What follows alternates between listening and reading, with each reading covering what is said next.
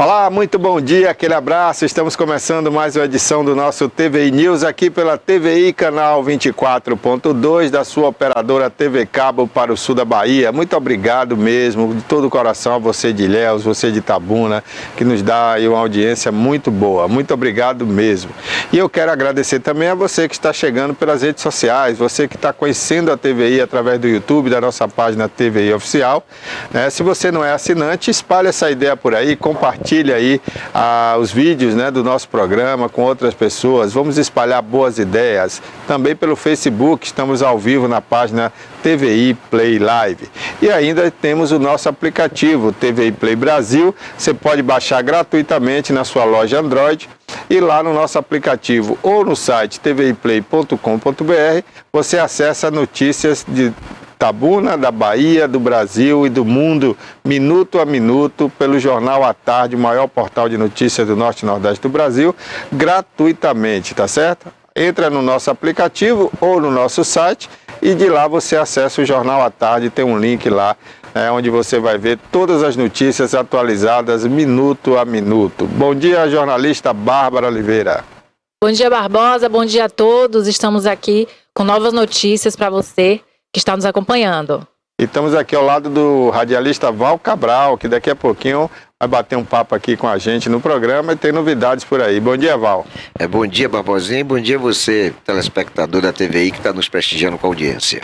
Pois é, o programa de hoje a gente vai falar aqui, sobre temas interessantes, da política, do esporte, da economia. Vamos debater aqui alguns assuntos, vamos comentar e vamos entrevistar pessoas interessantes também, não é isso, Bárbara? Quem é entrevistado de hoje aí? É verdade, a professora e doutora Aline Nascimento, de Teixeira de Freitas, vai contribuir com a gente aqui com a entrevista, riquíssima, falando sobre as pesquisas dela, sobre o livro dela e coisas que são bem interessantes. Tudo isso e muito mais a partir de agora aqui no programa.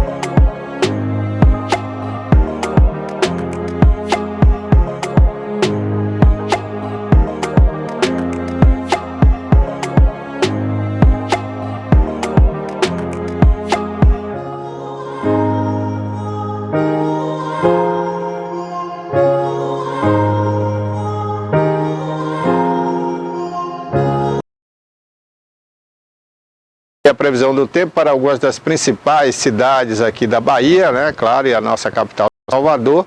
Você viu aí a previsão do tempo para hoje, Vamos conversar agora com o radialista, jornalista Val Cabral, que está aqui com a gente. Val, bom dia. Por onde você tem andado, Val? Fala aí para os nossos telespectadores. Eu passei uma temporada fora, 4 anos e alguns meses. Eu fui a Eunápolis, atendendo a um pedido do meu querido amigo Paulo da Pé, da Cordélia Torres, e lá nós desenvolvemos trabalho também de comunicação com blogs, eu fui diretor de uma rádio, eu fui radialista de outra emissora, enfim. Tivemos uma passagem que foi muito agradável, mas uma coisa eu aprendi fora de Itabuna: ficar fora de Itabuna não é bom, sabe? Não é bom, até porque a gente tem raízes aqui, familiares, né? Minhas enteadas estudam aqui, uma já se formou recentemente, e ambas estavam na UESC, e isso nos forçava a esporadicamente estar em Itabuna. Então nós não quebramos vínculos, mas assim, tipo, para você amar Itabuna mais do que você ama, é preciso que você saia um pouco de Itabuna. Porque tem coisas que a gente só valoriza quando perde. A distância nos cria sentimentos muito mais profundos. A gente, quando está muito próximo, não dá o valor que a coisa ou a pessoa merece. Eu digo sempre, eu sou filho de mãe infelizmente já falecida.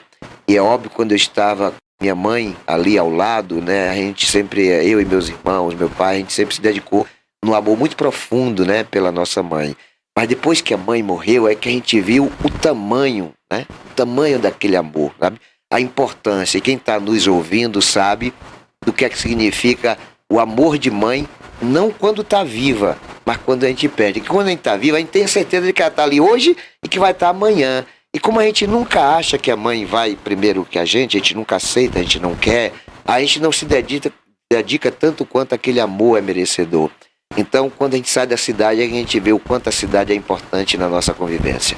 E isso me fez com que eu retornasse, né? Recebi alguns convites, inclusive o da TVI, e aí eu fui ponderar e falei: rapaz, sabe de uma coisa?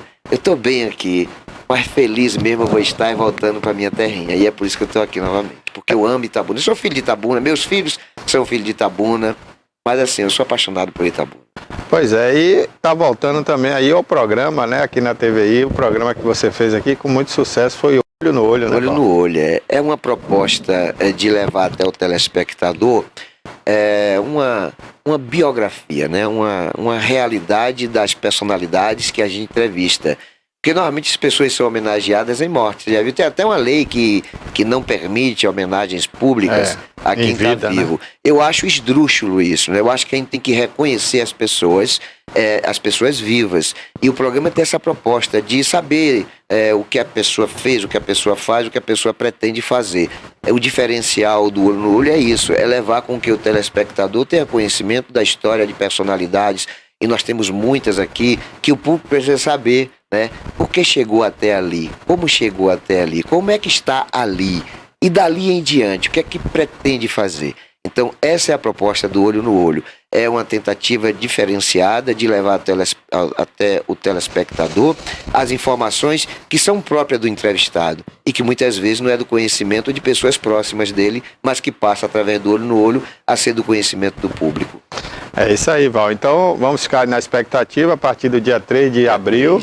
Dia 3 de abril, às 9 horas da manhã, a gente vai estar aqui tentando impactar, né, a programação, levando até os nossos telespectadores o que há de melhor para os nossos entrevistados falar para eles. Vamos tentar emocionar, vamos tentar levar assim uma mensagem, sobretudo motivadora, porque as pessoas estão precisando, nós estamos vivendo momentos difíceis e é importante que nós tenhamos bons exemplos. O programa tem esse objetivo, né?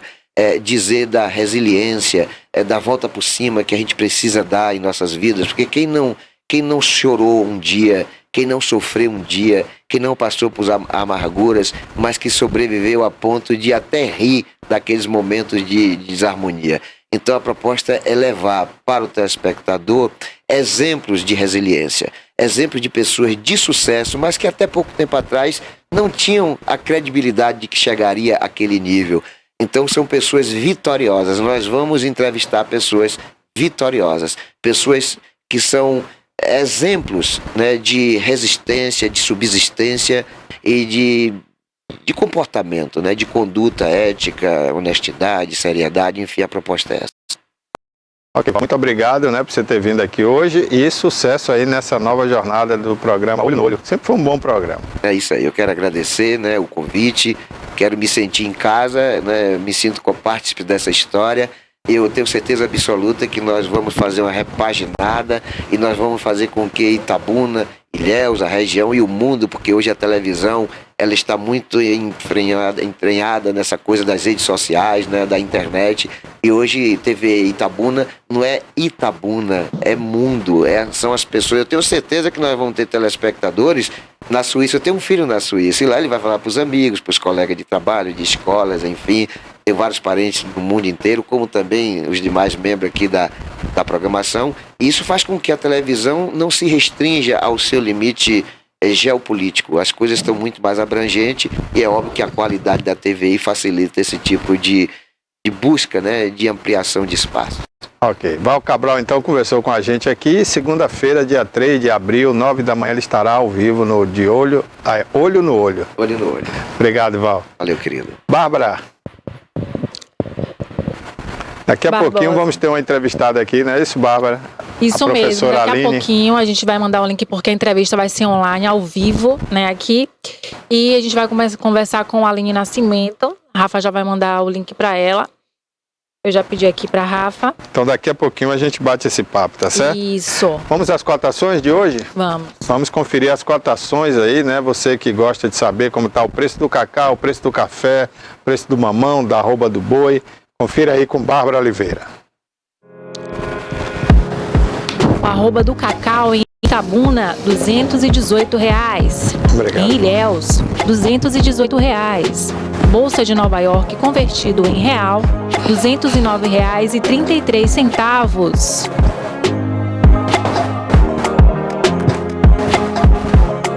O arroba do boi, 15 quilos, em Feira de Santana, R$ 265. Em Itapetinga, R$ 255. Em Teixeira de Freitas, R$ 244,50.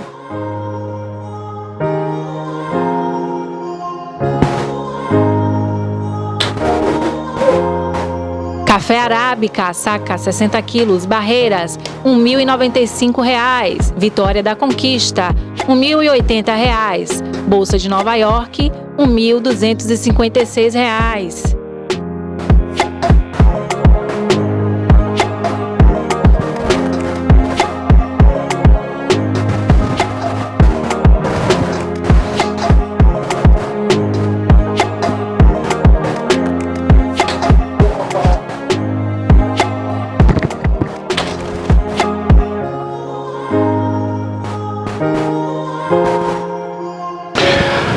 Olha, hoje é terça-feira, né? Lembrando que era ontem, mais uma vez, devido a muitas entrevistas, acabou ficando para hoje o quadro 10%, né? Então, daqui a pouco aqui no programa, aguarde aí, avise para suas amigas, né? Principalmente mulheres empreendedoras, que nós vamos ter um bate-papo aqui, mais uma vez, no quadro 10% com a Dalila Reis, né? Ela que é especialista aí na área de RH, né? Gestão de pessoas, né? E ela está sempre trazendo dicas interessantes para você e principalmente para você que é empreendedor, você que está começando um novo negócio. É interessante ouvir sempre a palestra de Dalila Reis. Inclusive, vai ter uma palestra dela aí para as mulheres de Itabuna, hein? Eu vou daqui a pouco até divulgar aqui para você onde vai ser, que horas vai ser. Mas hoje fique ligado no quadro 10% com a Dalila Reis. E a gente vai dizer tudo para você, onde vai ser essa palestra também presencial, que você pode participar, tá bom? Bárbara.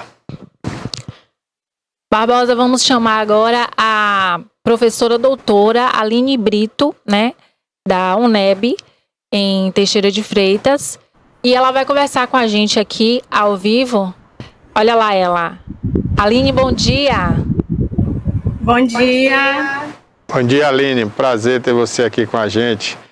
Se não me engano, a Aline eu fui aluno de Aline na universidade, não foi, Aline? Os dois foram meus alunos. Você eu que fiz faculdade há pouco tempo, é bom lembrar, porque a Aline é novinha, né? Tá vendo? Tem que deixar claro. Bom, Aline, é um prazer ter você aqui, né? E eu queria que a Bárbara, inclusive, falasse um pouco quem é a Aline, para quem não sabe, o currículo de Aline, né? Porque é uma pessoa muito preparada, é uma professora, né? Realmente gabaritada. Fala aí um pouco do currículo da Aline aí, Bárbara. Sim, a Aline é doutora em letras, né, literatura pela Universidade Federal do Espírito Santo. É muito grande o currículo dela, viu? Vamos ler aqui. Vai demorar um pouquinho, 2017. Porque é muita coisa. Tá bom. Mestre em Cultura e Turismo, né? Interinstitucional por Universidade Estadual de Santa Cruz e Universidade Federal da Bahia, 2003. Especialista em Literatura de Língua Portuguesa, 2001. E licenciada em Letras e Artes pela Universidade Estadual de Santa Cruz em 1999, professora adjunta da Universidade do Estado da Bahia, docente do quadro permanente de programa de pós-graduação em letras, DEDEC-X, UNEB, pesquisadora nas áreas de letras, literatura, metodologia da pesquisa, produção de texto, língua inglesa, cultura, música e revisão textual. E tem muito mais aqui, não vamos ler tudo não. Mas, tem muita graças coisa. A Deus... E eu ainda vou acrescentar um aqui que eu acho que não está no currículo aí dela, né? Ela botou aí na apresentação, que é música, cantora, né? Diga-se de passagem, uma excelente cantora. Não sei se ela ainda está cantando, mas canta muito bem. É verdade, Aline? Na verdade, eu sou pianista. A minha relação com a música é tocando e ensinando piano. Não, mas eu não falei nem profissionalmente. Nas horas de folga ela canta e canta muito bem, que eu sei disso. É o hobby dela, né, Barbosa? É um hobby, né? Então, Aline, parabéns, né? Ela não leu todo aí, né? Toda a apresentação. Mas tem mais. Mas tem muito mais coisa. Realmente é uma pessoa muito preparada. A gente fica muito feliz, né? Porque hoje em dia, realmente as oportunidades estão aí e quem quer se preparar, quem quer, né? Ter um currículo carregado aí e ter um conhecimento vasto, né? A oportunidade não falta. E a Aline, inclusive professora, sabe bem disso, né? E hoje, infelizmente, parece que as pessoas não estão buscando muito, né? Esse estudo aí para realmente se aprofundar e ter esse conhecimento. Mas a pauta aqui hoje é outra, né? Fala aí, qual a primeira pergunta para a Aline? Então, a Aline, como ela é envolvida nesses projetos, eu vou perguntar, Aline, para você sobre o programa de pós-graduação em letras da UNEB. Como funciona, que você está atualmente dedicada?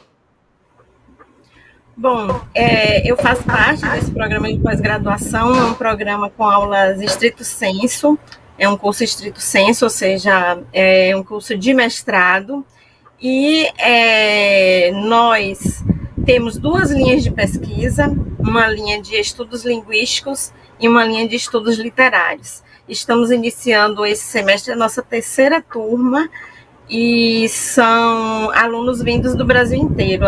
Essa última turma, por exemplo, nós temos um aluno do Amazonas que veio aqui para Teixeira de Freitas para cursar o nosso curso de mestrado. E é isso, o curso ele tenta desenvolver pesquisas na área de linguística e de literatura com a intenção de colaborar com uma melhor qualificação profissional, né, dos profissionais aqui da região, né, desenvolvendo pesquisas também sobre a região e sobre outros espaços, e além de fazer essa qualificação profissional, desenvolver pesquisas.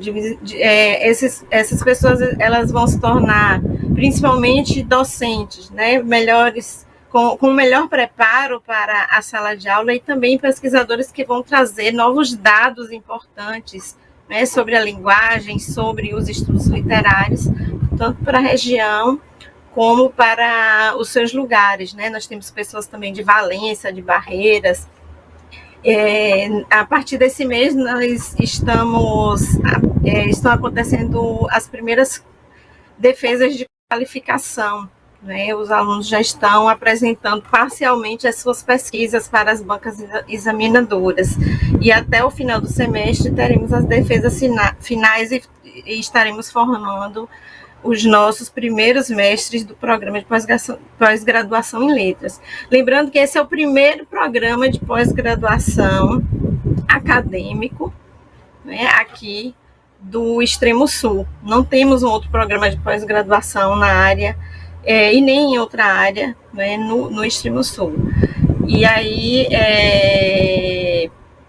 para uma pessoa daqui poder fazer um mestrado, por exemplo, teria que viajar, né, para outras cidades, como Ilhéus, Vitória, Belo Horizonte, né, e esse curso veio trazer essa oportunidade né, desse desenvolvimento profissional e acadêmico para essas pessoas.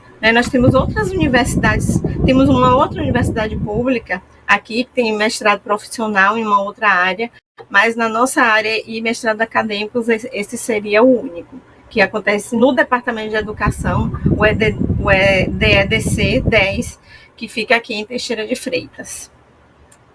É isso.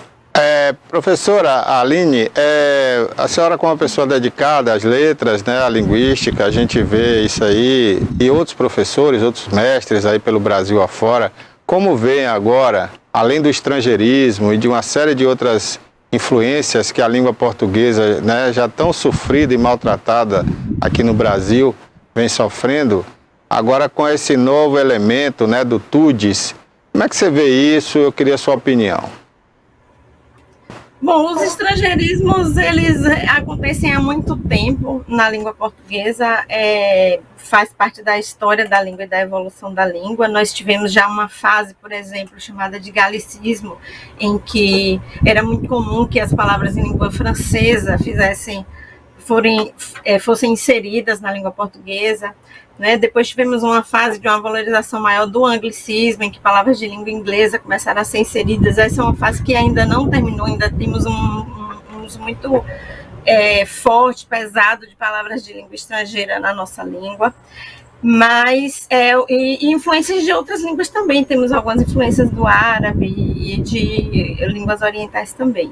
Essas influências acontecem. E existem outras formas de evolução, como, por exemplo, a última atualização do novo acordo ortográfico, que foi um acordo que aconteceu com todos os países de língua portuguesa e que modificou um pouco a ortografia de algumas palavras, e acentuação e morfologia, na maioria dos casos. No caso do TODES, é um outro tipo de mudança, não é uma mudança estrutural na língua, é uma proposta de atendimento a uma comunidade específica. Como professora de língua portuguesa, eu não posso oficialmente usar essa adequação do pronome, que seria uma forma de neutralizar o pronome. Nós temos algumas palavras já da língua que são neutras, são palavras que terminam com a letra E, que podem ser usadas tanto no masculino como no feminino. Porém, as que não já são assim oficialmente, que tem uma palavra masculina e uma feminina, uma para cada gênero, elas ainda devem ser continuadas, devem continuar sendo usadas oficialmente como determina a língua portuguesa. Porém, em alguns contextos, na intenção de trazer uma espécie de inclusão, algumas pessoas têm usado, sim, e é compreensível, é compreensível o uso, apesar de, como eu disse, oficialmente, para a redação oficial, para pessoas que estiverem, por exemplo, fazendo o Enem ou concursos públicos, ou os professores que estiverem transmitindo informações específicas de regras da língua portuguesa, ainda precisam continuar usando a forma oficial, todos e todas. Ok, só para complementar essa pergunta, Aline, você defende a língua portuguesa na sua essência, aqui, pelo menos aqui no Brasil, da língua culta, ou você realmente acha que a língua tem que ser alterada na forma de falar, na escrita? Qual é a sua opinião sobre isso, já que se busca sempre modernizar a língua, né? Nós temos três concepções que devem ser observadas em relação a isso aí. A língua culta, que é uma língua que é uma proposta oficial que as gramáticas trazem e que textos oficiais e livros didáticos devem seguir. Teria a língua padrão, que é a língua que realmente é usada na sociedade como um todo, e uma língua mais espontânea, que seria uma língua mais coloquial. Na minha opinião, existe espaço para todas elas.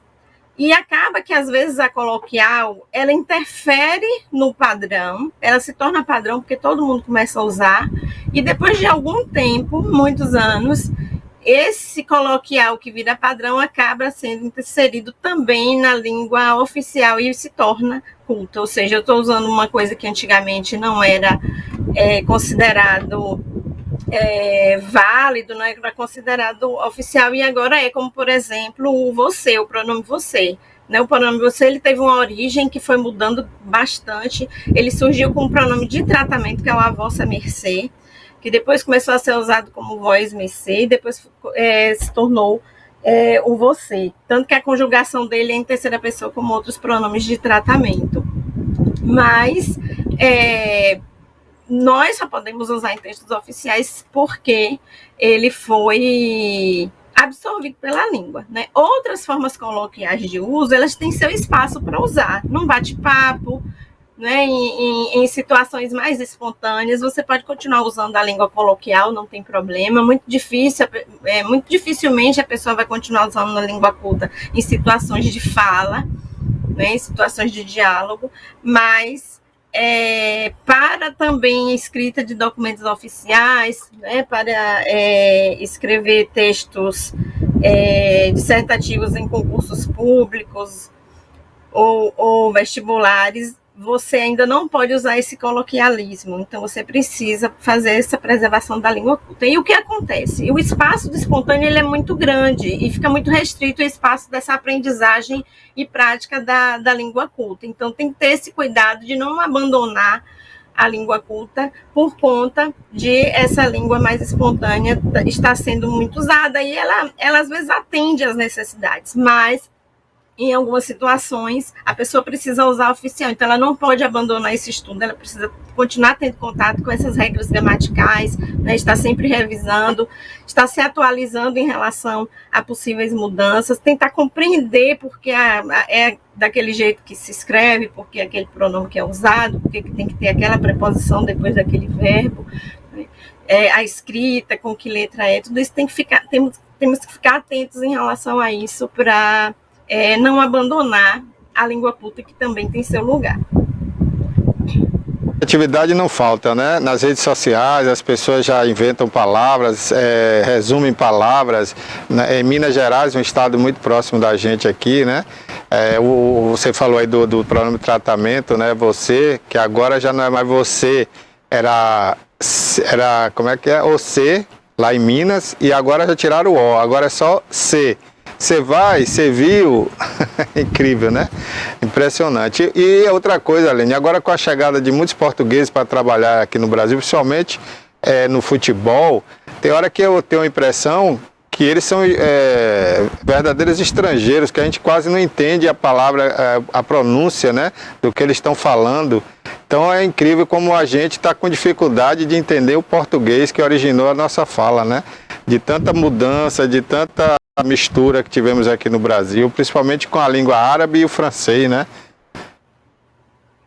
É verdade, a distância em si já causa uma modificação, né? A língua portuguesa é falada em 6 lugares diferentes, continentes diferentes, então acaba que a distância geográfica, as influências locais mudam, né, o sotaque, a influência das línguas locais, né? Tem algumas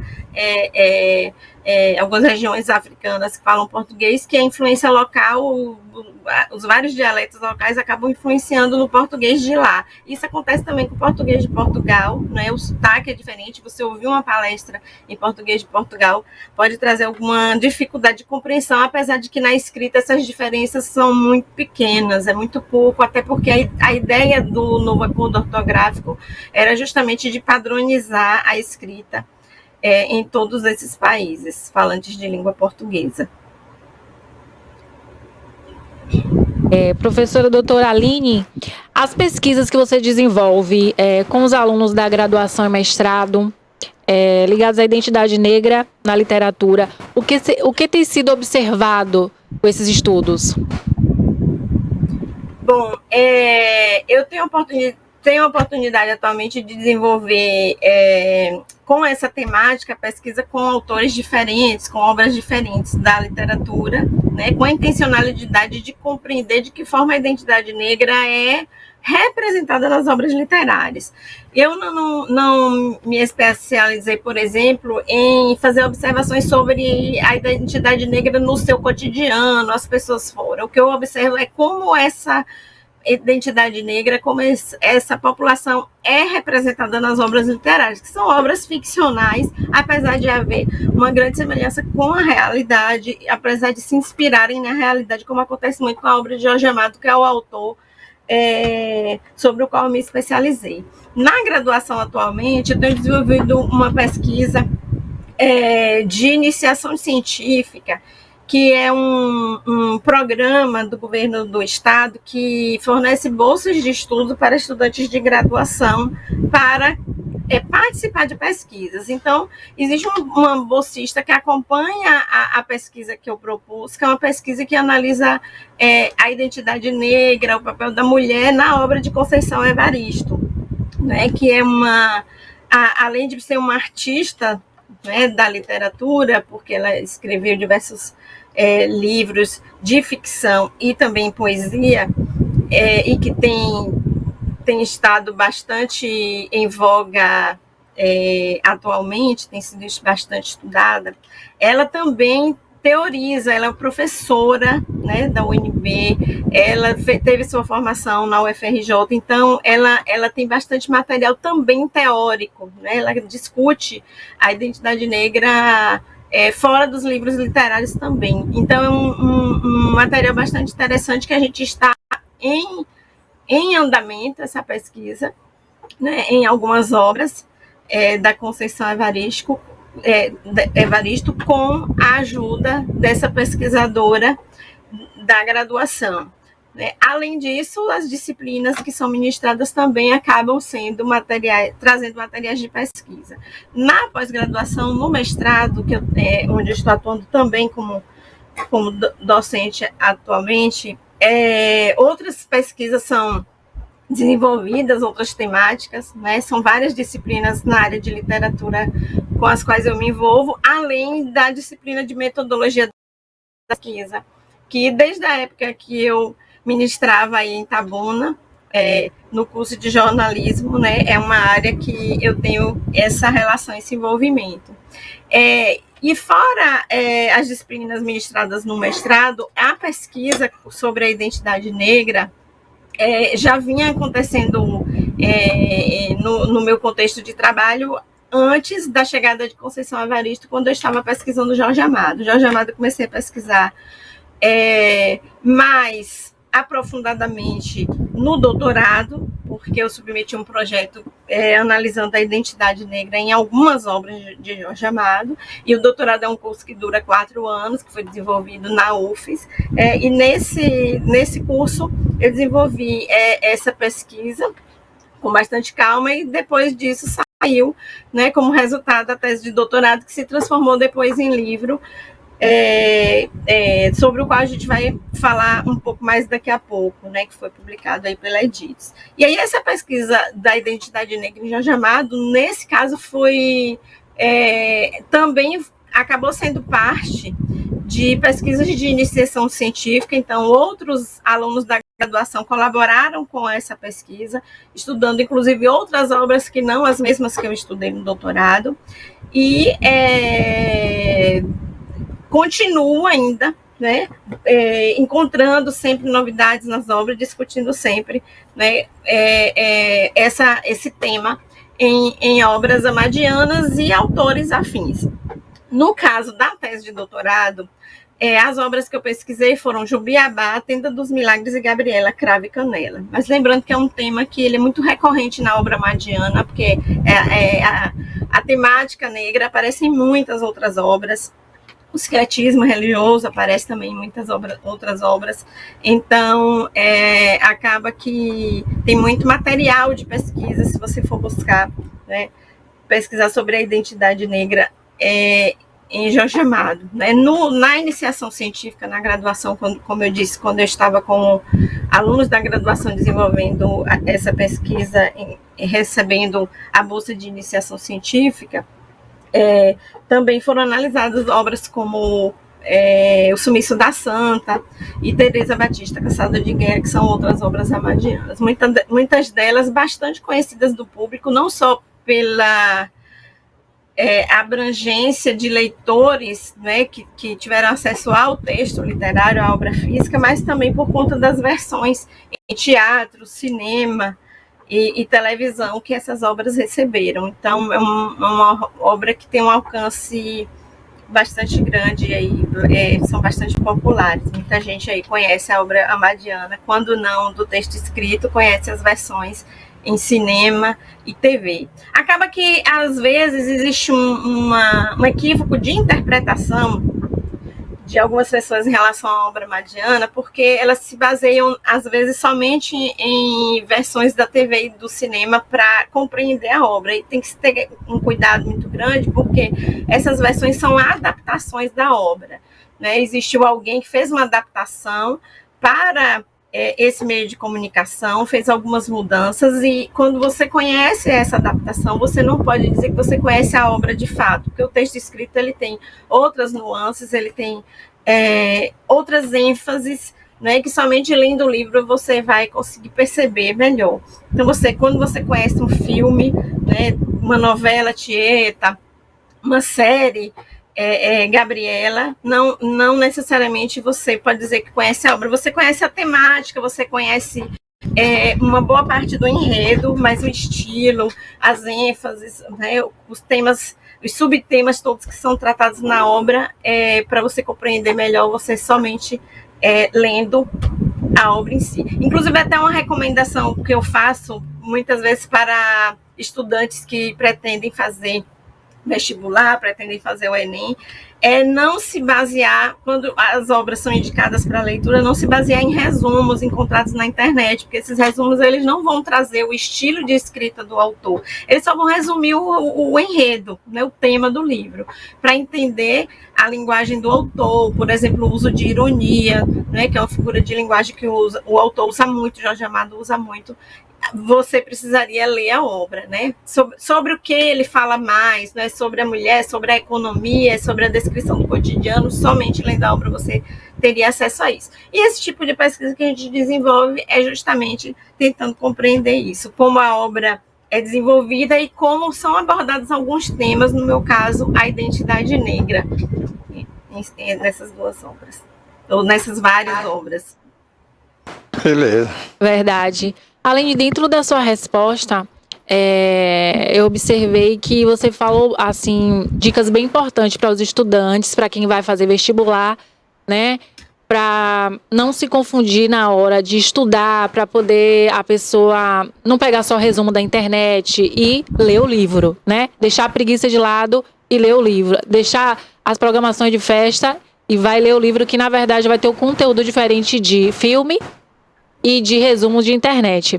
Dentro desse assunto que você respondeu sobre literatura, que é a obra de Jorge Amado Gabriela, também eu queria saber de você sobre esse estudo que você fez com a avaliação sobre a identidade negra dentro dessa obra de Gabriela, né?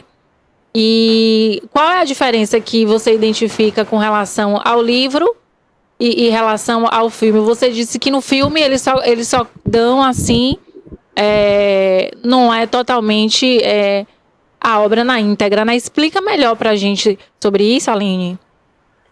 Bom, em linhas gerais, a identidade negra, como eu disse, ela é muito recorrentemente aparece na obra amadiana. Jorge Amado trata muito desse tema e ele dizia muito isso em entrevistas, dessa relação muito próxima que ele tinha com a comunidade negra, e isso acaba aparecendo muito nos seus livros, né? Aparece em Gabriela, aparece em Jubiabá, aparece em Tenda dos Milagres. E, inclusive, ele recebe críticas sobre como ele faz a abordagem desse tema, em alguns casos, apesar de que estamos falando de uma obra ficcional, né? Não estamos falando de uma tradução fiel de uma realidade, é uma obra de ficção. Mas, vamos lá.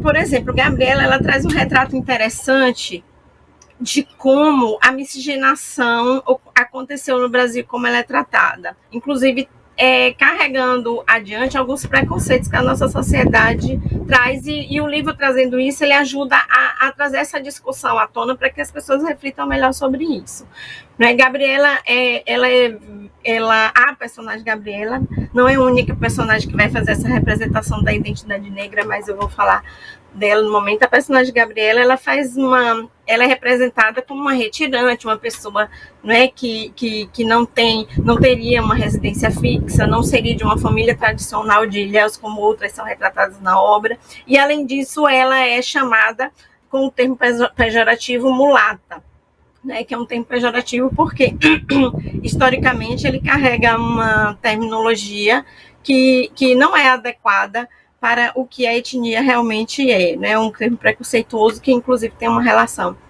etimológica, né, negativa e animalesca, né, trazendo essa carga do exótico, né, que acontece muito com a comunidade negra. E o que acontece? Essa mulher mestiça, Gabriela, além de ser mestiça, então, além de não ser uma pessoa que traz os padrões de beleza europeus que foram por muito tempo valorizados aqui no Brasil como em outros lugares, ela não é, entre aspas, de família tradicional, não é de uma família que tem uma situação econômica interessante. Então, por exemplo, quando o Nassib, que seria o personagem que se relaciona com Gabriela, não é, que casa com Gabriela, quando ele resolve casar com Gabriela, os amigos questionaram, mas como é que você vai casar com essa moça que veio aí andando, né, não tem casa fixa, não tem família, não tem enxoval, não é de família para você casar. Isso é muito questionado, porque isso carrega um preconceito, né, de ser uma mulher que não é de família tradicional, não tem os traços europeus, né, como o termo traz, né, ela carrega esse preconceito todo que a gente pode perceber observando melhor a obra, assim como as outras que eu posso falar depois com mais calma. Mas falando da versão, por exemplo, de novelas, né? Nós tivemos mais de uma versão de novela de Gabriela, além de outras versões para cinema e teatro também. No caso de uma das versões de Gabriela, muito conhecida, por exemplo, que foi aquela Gabriela protagonizada por Sônia Braga, tem uma cena que ficou muito famosa, que apareceu na novela, que é Sônia Braga no telhado, tentando pegar uma pipa, né, com a saia, e é uma imagem que enfatiza bastante a sensualidade feminina. Aí, por que eu quero trazer esse exemplo? Essa é uma imagem que se popularizou e que acaba sendo algo que na cabeça de muita gente, na mentalidade de muita gente, é isso que representa a obra madiana, a sensualidade feminina. E se você for pensar, essa sensualidade feminina é o recorte que a pessoa escolheu fazer da obra, né? A obra tem 300, 400 páginas, ela fala da economia do lugar, ela faz críticas ferrenhas à política local, à corrupção, ela faz uma espécie de aconselhamento, de chamar atenção para o público para relacionamentos abusivos, né, para como resolver essa situação. Por exemplo, foi a primeira vez em que uma obra retratou uma punição para um marido que assassinou a sua esposa por conta de ter sido traído.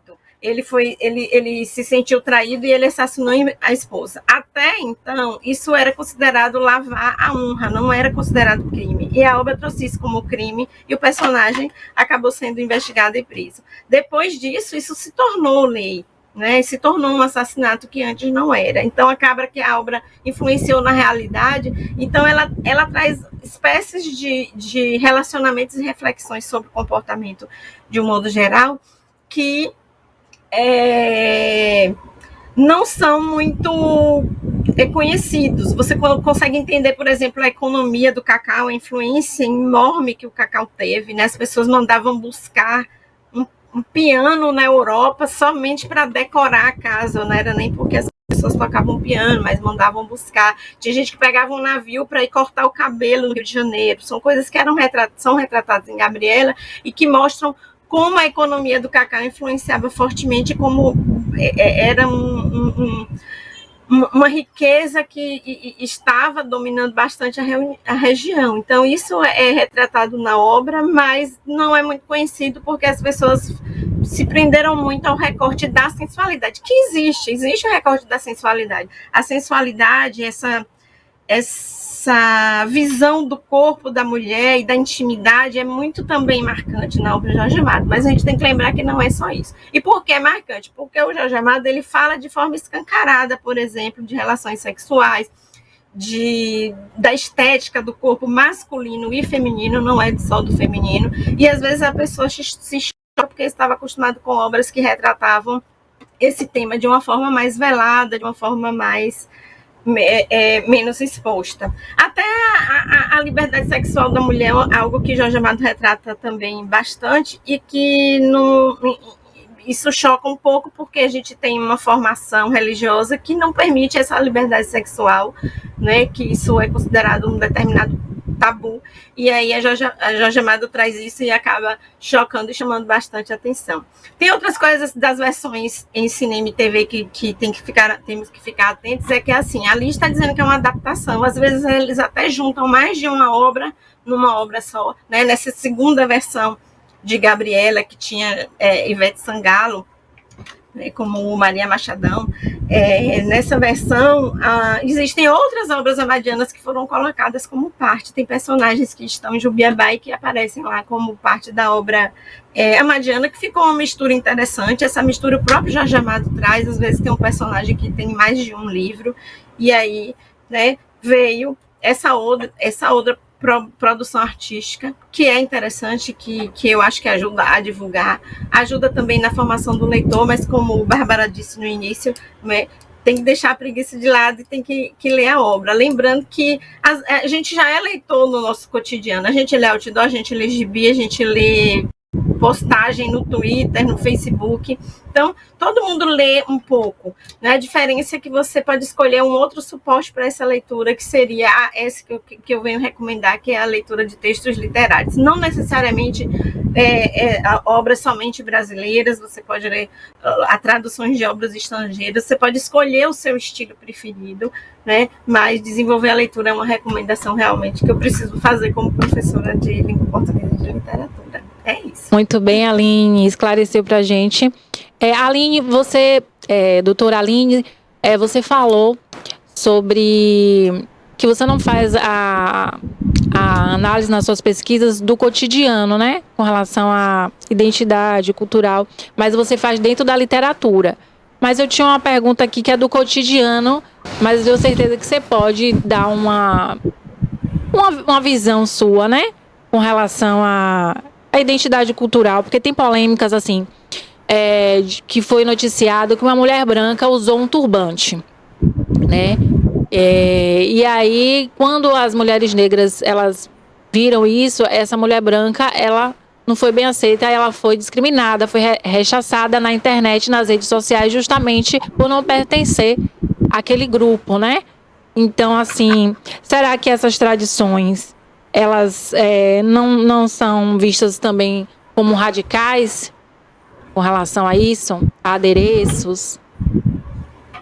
Bom, pode ficar à vontade para me chamar de Aline, viu, Bárbara? Essa coisa do doutora, professora, são títulos que a universidade nos encaminha para usar, né, que vão dar... vão atender uma titulação que tem a ver com os estudos, mas aqui estamos numa conversa bastante espontânea, podem ficar à vontade de me chamar de Aline, né? Eu também vou ficar mais à vontade, assim, não se preocupem com isso.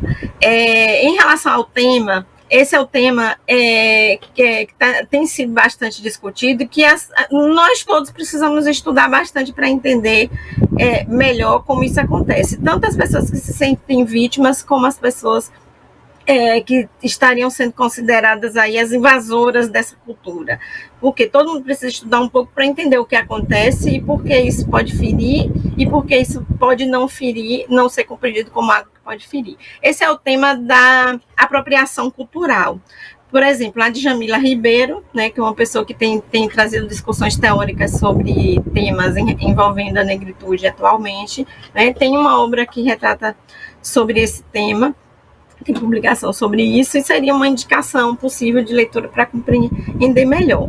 Mas, tentando resumir, a apropriação cultural acontece quando culturas dominantes e geralmente opressoras, como aconteceu, por exemplo, com as várias colonizações que ocorreram no mundo, elas tomam posse, né, de elementos, às vezes considerados sagrados e especiais de culturas dominadas. Então, como a cultura negra foi uma cultura que foi durante muito tempo, né, sofreu o domínio da cultura europeia, e aí ela tem como símbolo, por exemplo, o turbante, e o turbante dentro dessa cultura não é simplesmente um adereço, mas é um símbolo de poder da mulher, um símbolo que carrega uma ancestralidade, que carrega um significado de uma sociedade que tem a mulher, né? Não é uma sociedade em que o centro do poder e do respeito está restrito ao homem, como acontece muito na nossa cultura, e sim na mulher, a mulher que é respeitada, a mulher que detém o conhecimento, a mulher que detém o poder. Então, quando essa cultura vê aquele símbolo sendo usado apenas como adereço por outras culturas, então existe essa reivindicação, olha, estão usando um símbolo sem conhecer a sua origem, e aí eu estou me sentindo desrespeitado por conhecer. Eu percebo que não é bem assim que acontece, né? A pessoa é branca e resolveu usar o turbante como afronta ao turbante. Eu acho que não foi isso que aconteceu com algumas atrizes que a gente viu usando, com outras pessoas que estão ali no metrô usando o turbante. O que acontece é mesmo essa falta do conhecimento do que se trata. Olha, eu não sabia, né, que usar o turbante eu estaria meio que como se tivessem, por exemplo, numa sociedade cristã, alguém usando a Bíblia somente como decoração, ou como colocar uma mini Bíblia pendurada no pescoço, como se aquilo fosse um colar ou uma fantasia de carnaval, né? Aí a sociedade cristã iria sentir que houve um desrespeito com esse objeto sagrado. É como se fosse isso que acontecesse, mas em outras proporções. Isso acontece também com o cocá indígena. Há muito pouco tempo eu fui entender como alguns símbolos indígenas podem ser considerados sagrados, e como eu, não sendo dessa comunidade, usar um símbolo desse pode, de alguma maneira, ser uma invasão, um desrespeito, né? Então, há muito pouco tempo isso começou a fazer parte da minha reflexão. Mas, como eu disse, isso é algo que ainda está em aprendizagem. Porque, por exemplo, né, nas relações que eu tenho com algumas comunidades indígenas aqui da região, né, eu percebo que, por exemplo, existe de eles presentearem as pessoas com o cocá, venderem o cocá como objeto de decoração. Então, nesse caso, esse objeto, esse símbolo não está sendo desrespeitado, né? Existe um acordo entre as partes, né, de que aquele símbolo pode ser usado por outras pessoas que não indígenas e com outras funções que não a função primeiro usada naquela comunidade. Então, como eu disse, há casos e casos, tem que ver quais são as situações.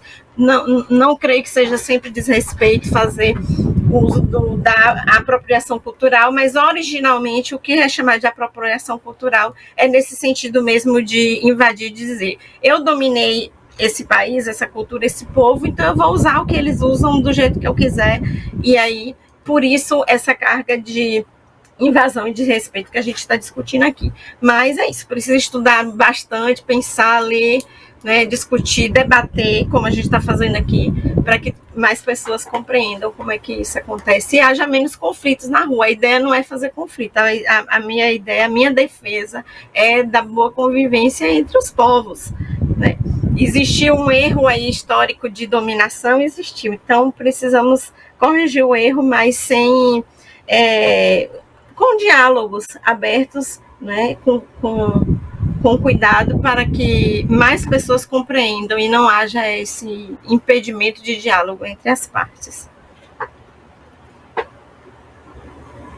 Aline, com relação a cotas, você concorda? Você pode dar sua opinião sobre isso, cotas para concursos e vestibulares? Eu queria até, se você me permite aí, Aline, interromper rapidinho. Doutora Aline, por falar em cotas, né, a gente teve recentemente um episódio de um candidato a governo da Bahia, que foi o ACM Neto, se declarando pardo nos documentos e nas pesquisas do IBGE e na eleição. E aí ele foi tido, no momento ali houve até como se fosse um movimento apartheid. Não, você é da elite, você não pode se declarar pardo. Eu acho que essa questão de se declarar pardo necessariamente não quer dizer que a pessoa não seja rica ou não seja pobre. Eu acho que não tem nada a ver com isso. Essa questão cultural, acho que está mal explicada, né? O fato, por exemplo, eu posso me declarar branco e o negro achar que isso não é verdade. Não, esse cara não é branco. Branco é o alemão, branco é o europeu, o nórdico. Todo mundo aqui no Brasil é pardo. Aí eu me declaro pardo. Aí, por questões políticas ou não, sei lá, aí um grupo acha que não, que eu também não sou pardo. E eu sou o quê? Então fica meio complicado, né, doutora? Sim, também é um outro exemplo de equívocos de interpretação.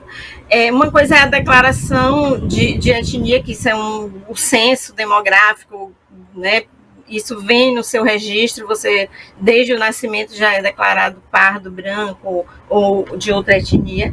E outra coisa é o uso dessa informação para o atendimento do sistema de cotas. E o sistema de cotas, eu não sou especialista, mas ele tem regras determinadas. Não é simplesmente ser pardo ou negro que vai te fazer poder fazer parte do sistema. Por exemplo, já aconteceu de uma pessoa conhecida minha ter colocado que fazia parte que se considera, que gostaria de fazer parte do sistema de cotas, né, que foi essa pergunta que a pessoa respondeu, gostaria de fazer parte? Sim, gostaria. E a pessoa não sabia que dentre as exigências existia uma determinação de que a pessoa teria que ter estudado em escola pública durante todo o seu fundamental e médio. E essa pessoa perdeu a vaga no vestibular por conta desse erro de interpretação, e isso era uma exigência e que a pessoa não leu, não interpretou, não entendeu. Então, assim, o sistema de cota vem por conta de algo que é um assunto que tem sido bastante debatido, que é uma reparação histórica, que está sendo também mal interpretada por muitos, mas que é o seguinte: se você for observar, em determinados contextos, existe um grupo muito grande de pessoas brancas e que por questões históricas, né, tiveram uma oportunidade melhor de estar naquela situação de estudar, e que outras pessoas que, numa sua maioria negras, não tiveram a mesma oportunidade. O sistema de cota vem tentar anular isso. Por exemplo, você pega uma sala de aula, uma sala de nível superior, em determinados cursos, aquilo ali vai ser a maioria branca.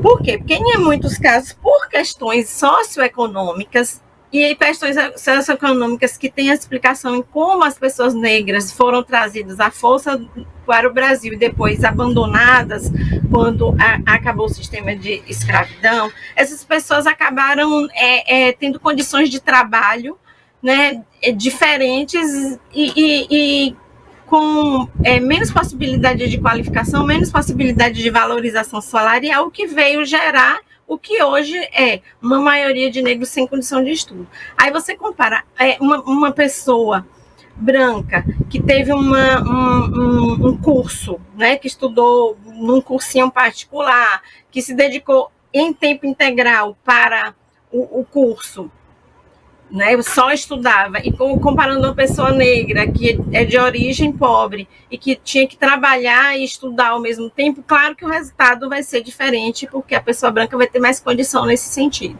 Então não é somente a cor que vem trazer essa diferença, vai ser essa condição histórica e principalmente por questões socioeconômicas que vão fazer com que a cota tenha a sua parcela de resolver o problema, né, do acesso a concursos e a universidades. Né? Não é ainda o ideal, porque não tem sido compreendido pela maioria e talvez esteja acontecendo no final do processo. Né? O processo de educação é que desde o começo teria que fazer essa reparação e não no final, na hora de entrar na universidade, na hora de entrar no concurso público. Mas seria uma forma de começar, seria um início para tentar resolver esse problema de como a chegada dos negros no Brasil aconteceu. É bem complicado. Em relação ao que aconteceu na Bahia com a Semineto, não tenho exatamente os dados, mas muito provavelmente em documento ele seja realmente cadastrado como pardo. Eu não sei se em eleições anteriores sempre houve essa necessidade de declaração. O que parece é que as pessoas estavam entendendo que ele estava reivindicando também participar de algum sistema de cotas, mas eu creio que não tenha sido isso. Eu não entendo que isso acontece na política. Eu acho que não existe esse sistema em prática na política. Então, eu não sei exatamente que implicações teria. Mas, como você havia observado, algumas pessoas tentam burlar esse sistema. Nós temos um caso de uma pessoa que usou uma maquiagem, né, hoje em dia, o que acontece? Quando tem o sistema de cotas, existe também uma banca de identificação. A banca vai identificar, né, se você pertence àquela etnia, não é só negro que participa de cotas, temos outras etnias e outros grupos, né, considerados grupos minoritários, e que existe uma banca que vai identificar através de documentos e através de aspectos físicos se você faz parte daquele grupo. E aí o que acontece é que esse rapaz que passou em um concurso público, num cargo bastante visado, ele tentou burlar, fazendo com que ele parecesse que pertencia a esse grupo e pintou a pele para parecer mais escuro, fez várias estratégias, e aí realmente ele teve que... Eu acho que ele perdeu a vaga. Isso acontece em várias universidades, aconteceu na UFRB, aconteceu já aqui na UFSB, de pessoas que colocam que querem participar do sistema de cotas e que não têm direito por um ou outro motivo, ou pelo socioeconômico ou pelo étnico mesmo, e acabam tentando burlar.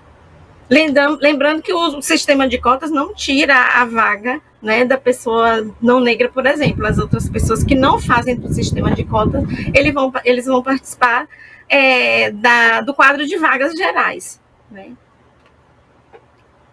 A cota, ela, na verdade, é uma parte dessas vagas. Dito que os nossos políticos, eles são muito, todos eles são hipócritas, né? Porque o que é que acontece? Tem muito branco, eu sou o caso deles, por exemplo, que não sou de família rica, tive dificuldade para estudar, ou eu estudava ou trabalhava, e não tive privilégio. O que tinha que acontecer era o seguinte: se tirar os ricos das faculdades públicas. Como é que faz isso? Através do vestibular ou através do próprio Enem. Se você tem lá renda comprovada, que sua família tem renda, que pode pagar a universidade particular, você não podia se classificar para a universidade pública. Isso é simples assim. Reservava as vagas, ou 90% das vagas, para os pobres, nas universidades públicas. Hoje o Brasil tem tanta universidade particular, esses ricos facilmente estudariam lá, né? Tem tanta gente fazendo medicina aí, pagando 12 mil reais por mês. Então o Brasil é um país que tem muito rico e tem muita faculdade para isso. Então eu acho que para corrigir essa injustiça, não só com o negro, mas com o branco pobre também, que veio da periferia, tinha que se reservar 90% ou 99% das vagas para os pobres declaradamente, né? Com documentos, comprovando de imposto de renda e tudo mais. Eu acho que assim corrigiria o problema social no Brasil. Mas fica essa hipocrisia dos políticos que não fazem a coisa direito, né? Não organizam essa questão das vagas e aí ficam fazendo cotas para negro, cota para índio, cota para branco. Eu acho que isso acaba criando um apartheid social, né, no nosso país, e essa divisão que não poderia existir, né? Porque fica parecendo assim que o negro ele é menos inteligente que o branco, tem que ter uma cota. Eu sei que não é isso, mas o que dá a entender é isso, né? Quando na verdade o pobre, preto e branco, eles deveriam ter sim a sua vaga garantida na universidade pública, que, diga-se de passagem, nós temos hoje boas e grandes universidades públicas no Brasil. Essa é pelo menos a minha opinião, tá? E quanto ao doutora, né, que a senhora falou aí, a gente realmente tem que chamar assim de doutora, porque hoje a gente vive num país que se chama, quem não é de doutor, se chama de doutor. Mas a gente tem que valorizar quem realmente é doutor. Quem realmente estudou. Quem realmente se preparou para isso, né? E tem até essa máxima no jornalismo, né? A gente só deve chamar de doutor ou quem fez doutorado ou quem é médico, né? Por força do hábito. Mas a gente acaba chamando muita gente de doutor, então a gente tem que valorizar quem é doutor realmente. E você está de parabéns, viu, Aline? Realmente eu já lhe conhecia, né? mas há muito tempo que eu não falo com você e agora estou vendo aí que você enriqueceu ainda mais seu currículo. Parabéns, viu? Bárbara. Vamos finalizar com a Aline, a última pergunta aqui, Aline. Sobre o seu livro, Identidade de Resistência Afro-Brasileira, né, na obra de Jorge Amado. E com relação, assim, ao seu livro, o que você tem a dizer com relação a essa resistência? Dá um spoiler do que você aborda no seu livro, que não pode falar tudo para as pessoas comprarem. Depois fala onde as pessoas podem comprar, né, seu livro, adquirir. Bom, eu trouxe, aqui está a capa, não sei se a imagem vai conseguir pegar bem, mas aqui é a capa do Identidade e Resistência Afro-Brasileira na obra de Jorge Amado. Esse livro foi editado pela Editos, que é a editora da UESC, que é a Universidade Estadual de Santa Cruz, aqui em Ilhéus. E na própria Editos você pode adquirir o livro. Existe o site da universidade, que é o uesc.br/editos, em que você pode conseguir, ou pode fazer uma pesquisa na Cielo Books, porque esse livro ele está vinculado à Cielo Books, que inclusive é um selo bastante interessante, de qualidade, né? Alguns livros especificamente são selecionados para a Cielo Books, são livros acadêmicos apenas que podem ir para a Cielo Books, e ele está lá, além de outras lojas virtuais, como a Amazon, Estante Virtual, que você pode comprar o livro. Então, existe em e-book e existe o livro físico. E é isso, é identidade e resistência. Por que resistência? Porque a luta do povo negro em poder impor ou expor a sua identidade, ter o direito de ter a sua identidade reconhecida e respeitada, acontece em muitas situações e aparece em muitas situações no livro. No livro Tenda dos Milagres, por exemplo, existe um personagem que ele trabalha numa universidade, ele livro que ele escreveu por conta de ele ter essa origem negra e não ter a origem acadêmica. E aí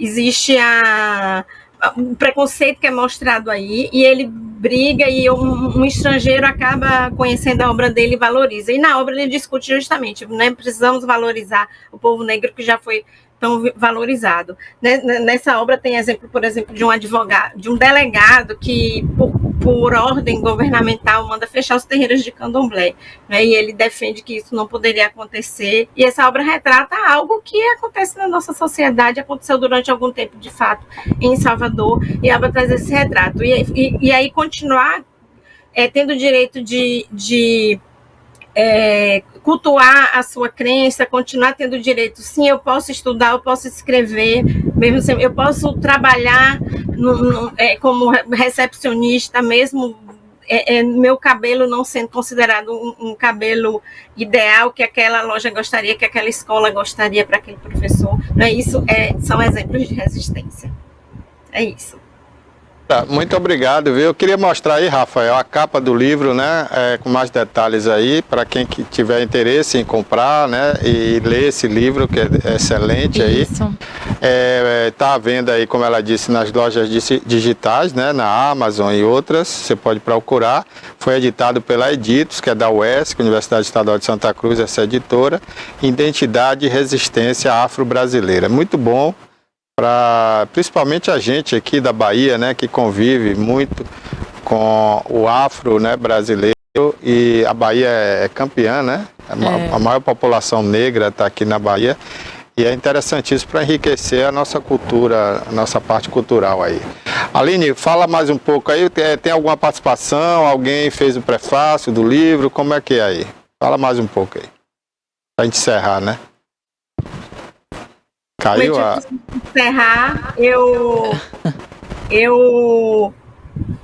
o livro ele foi resultado da tese de doutorado, então existe a participação do meu orientador, que é Jorge Nascimento, né, e existe uma colaboração interessante de alguém da região, que é a professora Maria de Lourdes Neto Simões, a Tica Simões, né, que foi minha orientadora do mestrado, fez parte da minha banca de doutorado, é um grande nome na literatura regional, tanto de produção, né, de texto literário, texto infanto-juvenil, como na parte dos estudos, né, que tem um acervo bastante grande. Então, a participação dela no livro é algo que eu preciso agradecer, né, Então, além disso, agradeço a vocês pela oportunidade de falar da obra, falar do curso do mestrado em letras aqui na UNEB, em Teixeira de Freitas, e contar um pouco aí da minha história.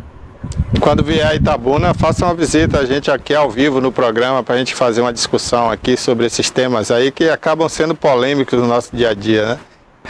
Aline, obrigado por ter aceitado a entrevista. Você colaborou muito aqui com a gente, viu? Parabéns pelo seu trabalho, parabéns pelo livro, né? Eu sinto muita saudade da época da faculdade, que você fez um trabalho extraordinário. E um grande abraço e um beijão para você e toda a sua família. Beijo e parabéns a vocês aí pelo programa. Obrigado. Conversamos aí com a professora doutora Aline Brito, da UNEB Teixeira de Freitas, né? Que mostrou aí essa obra que ela está lançando aí, muito bacana, né? E vamos adquirir aí, que é para enriquecer a nossa cultura, né, Bárbara? É verdade, uma obra muito rica para o nosso conhecimento, né? E a entrevista também foi muito boa. Tem notícias aqui, Barbosa, sobre Itabuna. Mulher morta pelo ex-companheiro, né? Mais um caso de feminicídio aqui em Itabuna. Infelizmente, né? Aliás, perdão, esse assassinato aqui foi em Salvador, Barbosa. Salvador. Mas tem também um assassinato em a Itabuna. mulher foi morta e queimada? Morta e queimada. Esse é em Salvador, Barbosa. Em Salvador, o corpo de uma jovem foi encontrado ontem, segunda-feira, dia 27, numa residência da Vila São Cosme, no Ogunjá. A vítima foi identificada como Larissa Rodrigues, né? De acordo com as informações da Record TV Itapuã, a mulher teria sido morta e queimada pelo ex-namorado chamado Robson. Né? Moradores informam que ouviram os gritos, mas que não foram socorrer porque era de costume ela ter brigas com esse companheiro. Então ninguém foi ajudar. E esse caso, a polícia ainda está investigando, né? E em Itabuna, Barbosa, teve um assassinato hoje. Um homem conhecido como Gil foi assassinado na manhã de terça-feira de hoje, né, no bairro Fonseca, aqui em Itabuna, né? Essa vítima recebeu disparos de arma de fogo e a polícia comentou que ele estava passando de bicicleta, foi perseguido e assassinado. Não tem mais detalhes se ele era envolvido com o crime, mas está aí. O DPT, a polícia, né, foi acionado para o levantamento cadavérico. Essa reportagem da Thaís Santana, viu, Barbosa? Olha, depois de um assassinato de um aluno com uma professora, né, em São Paulo, ele assassinou a professora, a deputada baiana do PSB, Lídice da Mata, pediu urgência, né, na lei que está no Congresso para ser aprovado, que prevê a atenção psicossocial nas comunidades escolares. Disse a deputada Lídice da Mata, baiana: precisamos cuidar da saúde mental das crianças e jovens antes que eles virem assassinos pontuais. Né? A parlamentar e mais 12 deputados são proponentes do projeto de lei 3.408 de 2021, apresentado na Câmara, que instituiu a Política Nacional de Atenção Psicossocial nas comunidades escolares, com o objetivo de promover a saúde mental da comunidade escolar. É um tema importante, né? E essa lei realmente precisa ser aprovada imediatamente. Agora, independente da lei, eu acho que não precisa lei para isso, os governantes precisam fazer essa ação. Aqui na Bahia, por exemplo, nós estamos vendo aí o governador botar dentista nas escolas, médicos, né? Bacana. Então é só acrescentar mais um psicólogo, gente, né? Então não precisa de lei para fazer isso. Eu parabenizo a deputada pela iniciativa, né? Ela como parlamentar, mas eu acredito que essa ação, porque no Brasil a gente está acostumado assim, só faz se tiver lei. Não, isso é da boa vontade de um governador, de um prefeito, né? Contrata uma profissional da área de saúde mental e coloca na escola ali, na comunidade escolar, para dar atenção, não só aos professores, mas aos alunos. Hoje os professores sofrem muito ataque de alunos, não é só nessa questão de assassinato, mas também no dia a dia, no trato do aluno com o professor, né? Os maus tratos de aluno para com o professor é muito grande. E tem alunos que vêm com problemas da sua casa, problemas psicossociais da sua casa, da sua comunidade. É verdade, a educação vem de berço, né, Barbosa? Exatamente, então esse profissional precisa estar na escola. Isso aí, no meu entendimento, eu acho que não depende de uma lei. Depende de boa vontade política dos gestores, dos governadores, dos prefeitos, que não querem gastar, né? Não querem investir na sociedade, mas tem que investir. Isso aí é um investimento que se faz urgente. Bom, eu gostaria agora, né, de convidar aqui para mais um quadro aqui no programa. Seria ontem, segunda-feira, mas a gente acabou mudando para hoje, em função de alguns entrevistados do programa, né? E eu queria convidar aqui a Dalila Reis com o quadro 10%, trazendo mais um tema interessante.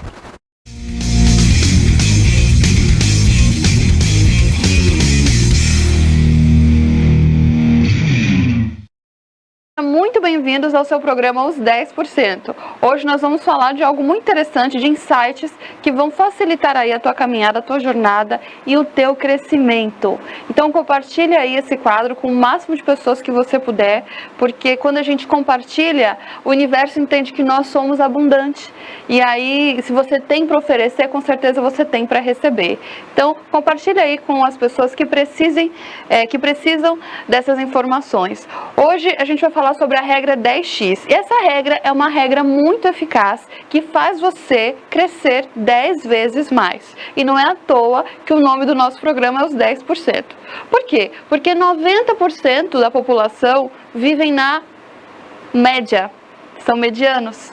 E são uma pequena fatia. Só os 10% realmente cresce 10 vezes mais e pagam o preço do crescimento. Eu quero dizer para você que todo crescimento envolve dor, disciplina e envolve uma mentalidade muito forte e uma mentalidade de avanço.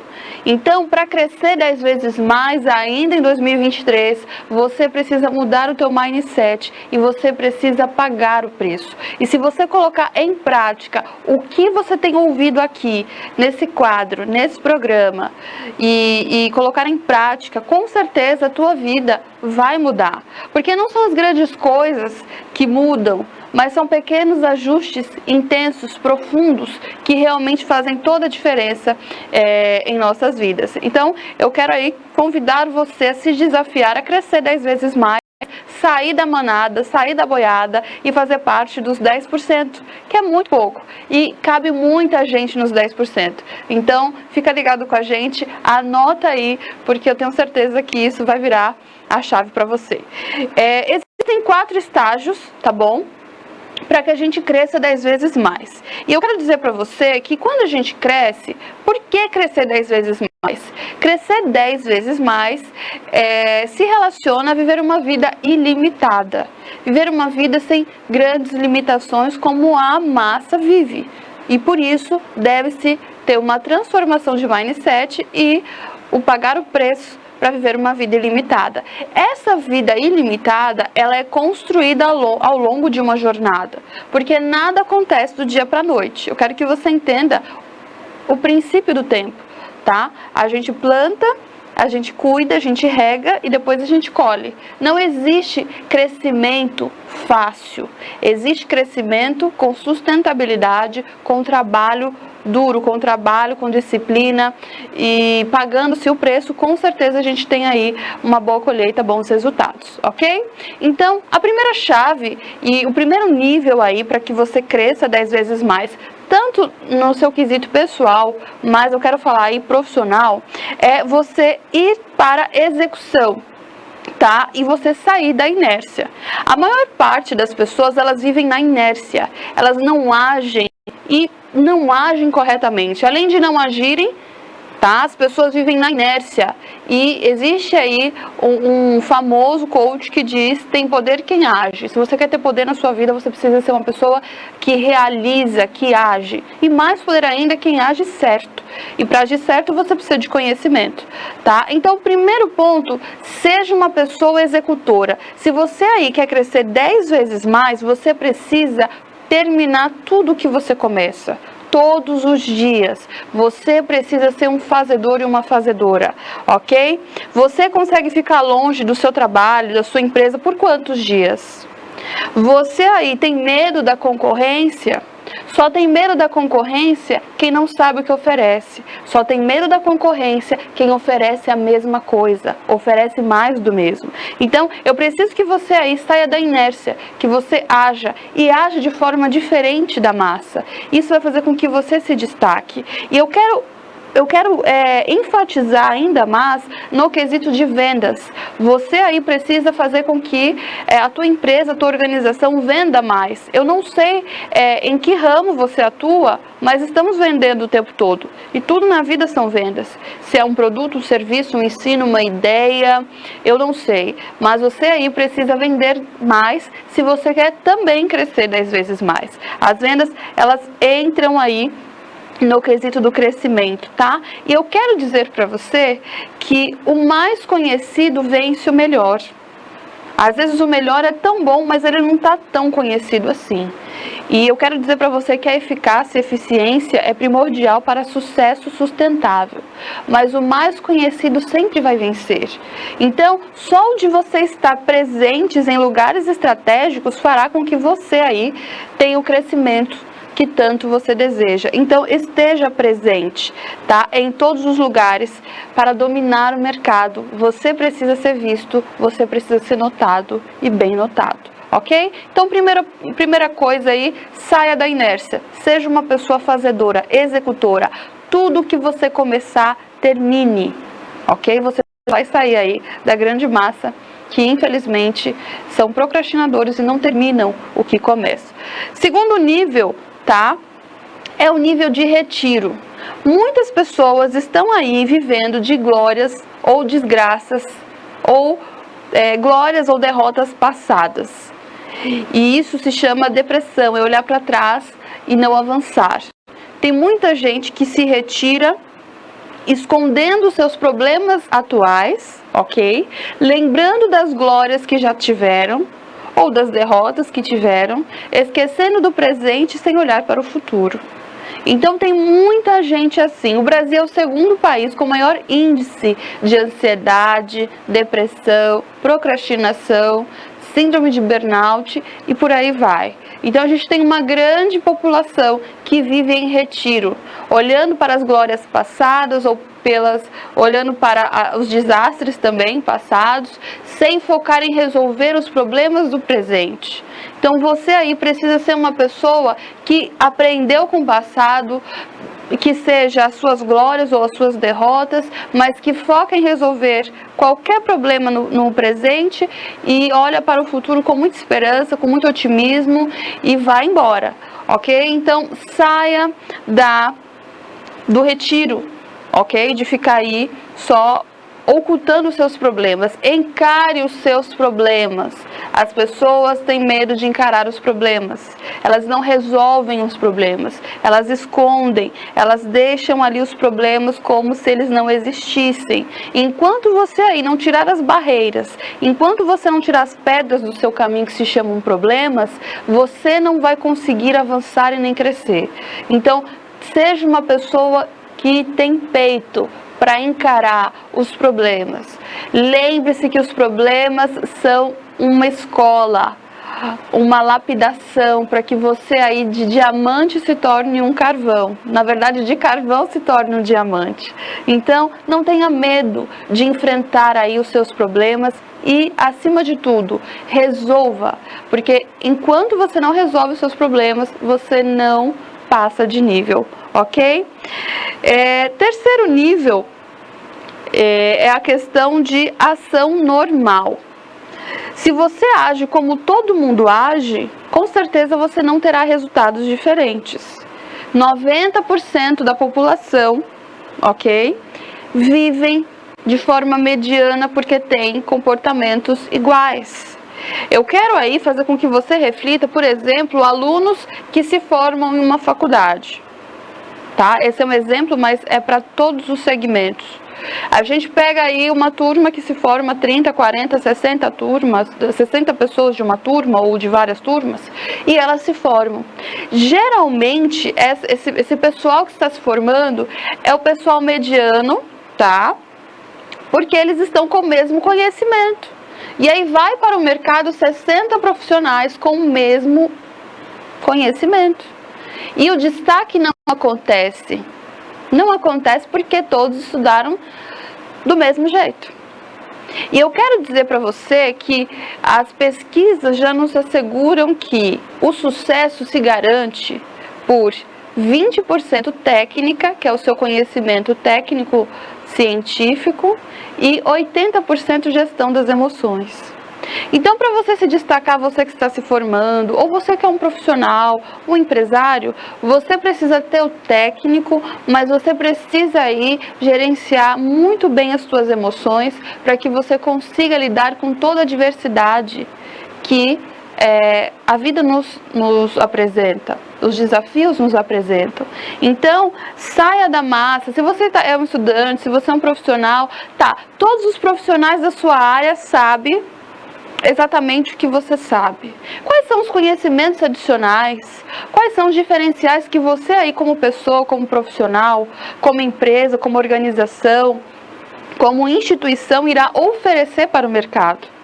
Porque é isso, o diferente se destaca, o raro se destaca. Então, além do conhecimento que esses alunos têm aí nas faculdades, que são os mesmos conhecimentos, busque conhecimentos diferenciados na questão de comportamento, ok? Porque isso envolve muito questão das emoções e técnicas de outros países, de outros momentos. Seja um diferencial, saia da massa, saia da média, ok? E para sair da média tem que ter muito peito, porque realmente nadar contra a correnteza não é algo para qualquer pessoa.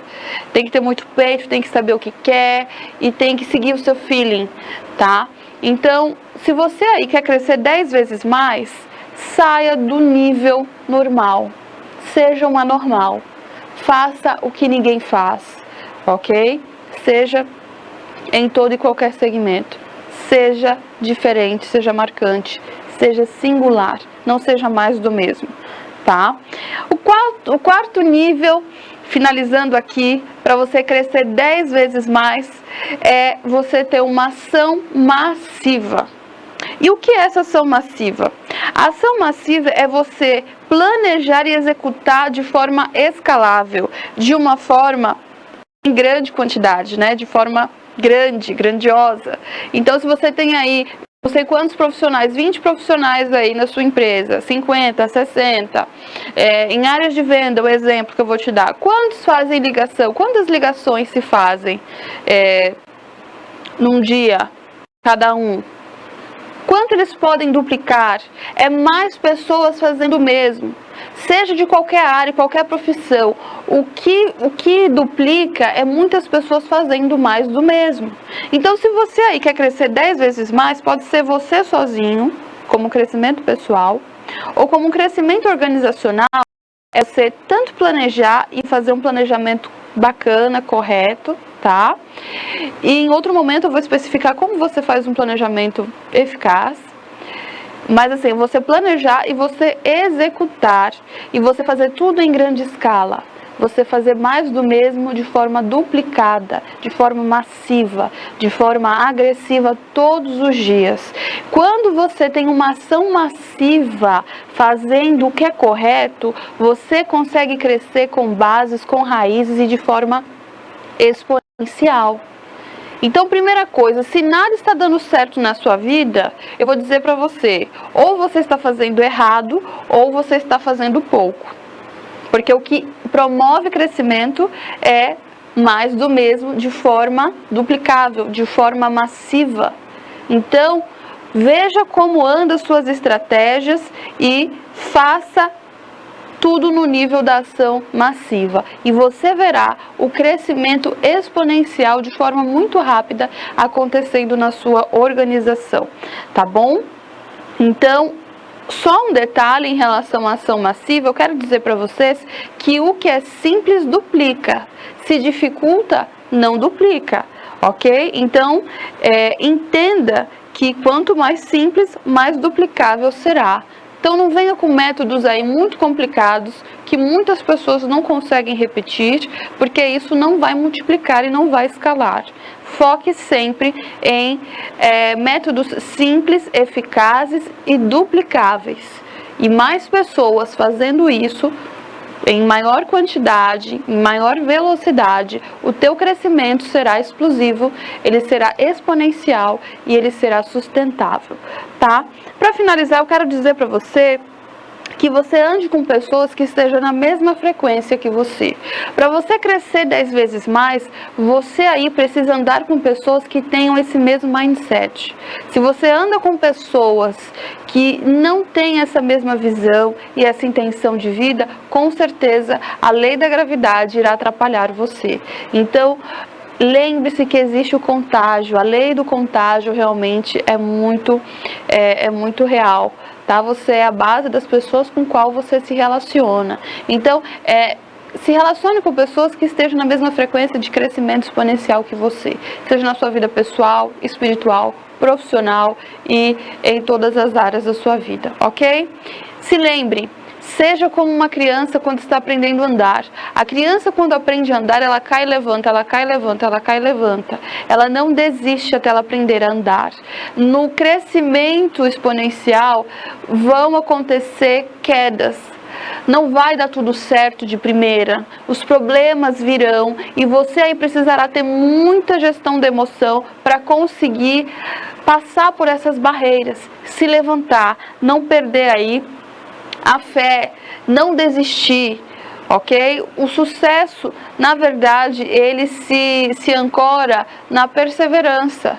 Um sim nunca será um sim definitivo e um não também nunca será um não definitivo. Então, se você recebeu um não hoje, fica tranquilo, respira, porque amanhã esse não pode ser um sim. E às vezes o que é não realmente não é bom para você, tá? Então, faça com que você enxergue a vida dessa forma. Quando você enxerga a vida exatamente como ela é, você se prepara, você leva todos esses desafios com mais flexibilidade, você consegue passar da massa, os 90% que estão aí na inércia, que estão andando em círculos, porque não se preparam, porque não querem pagar o preço, tá? Então, 4 dicas finais: mude sua mentalidade. Você é aquilo que você pensa, você é o que está aqui dentro da sua mentalidade. Mude suas referências, se torne cada vez mais forte, tá bom? Segunda coisa, a fé move montanhas. Ninguém conquista nada se não tiver muita fé. E fé realmente é você já acreditar no hoje, o que você não está vendo agora. É olhar com os olhos da mente e não com os olhos do rosto apenas. Então, nutra a tua fé nos teus sonhos. Acredite que você pode mais, que você vai conquistar tudo aquilo que você deseja. Não, é só questão de tempo. E se você seguir o que precisa ser feito, não tem como você não chegar, vai acontecer. Então tenha muita fé em Deus, muita fé em você, muita fé na tua competência e muita fé no teu time, se você os qualifica, tá bom? Seus sonhos são reais, seus sonhos não são uma besteira. Não fica contando teu sonho para qualquer pessoa, mas entenda que os seus sonhos são reais. Luta por aquilo que você acredita, por aquilo que você deseja, porque a vida é feita disso. Vale a pena. Amanhã você vai olhar para trás e você vai se orgulhar dessa luta, dessa batalha e dessa vitória, porque você decidiu guerrear. E por fim, palavras têm poder. Cuidado com o que está saindo da sua boca. Cuidado com as palavras que têm saído aí de você. Porque cientificamente as palavras transformam todas as coisas. Então, palavras positivas, otimistas, entendeu? Aprenda a técnica. Eu sempre vou dizer que a vontade de se preparar tem que ser maior do que a vontade de vencer. Não adianta ficar um ilusionário, só com um pensamento positivo, sem técnica, sem estudo, vivendo como um amador. Se prepare, seja profissional, mas acredite em você. Acredite em você, nos seus sonhos, naquilo que Deus tem para você e emane de dentro de você palavras realmente que construam e não que destruam, tá bom? Esse foi aí o nosso programa de hoje, o nosso quadro de hoje, a regra 10x. Se você seguir essas dicas, você com certeza em Itabuna e toda a região, ou de onde você esteja assistindo, irá crescer 10 vezes mais e o mundo vai ouvir falar muito bem de você. Essa aqui foi a minha contribuição de hoje para vocês. Eu fico por aqui e um grande abraço.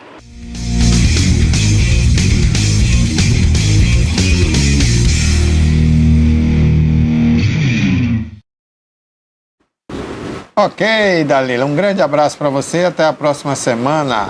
Olha, eu queria mandar um abraço aqui para o Tony Café, locutor da Gabriela FM, que está nos assistindo. Um abraço, Tony Café, para você. Muito obrigado pelo carinho da sua audiência.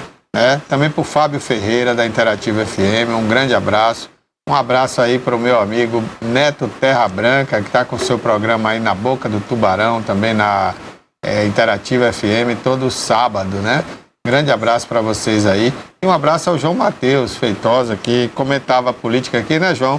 Mas depois nos deixou.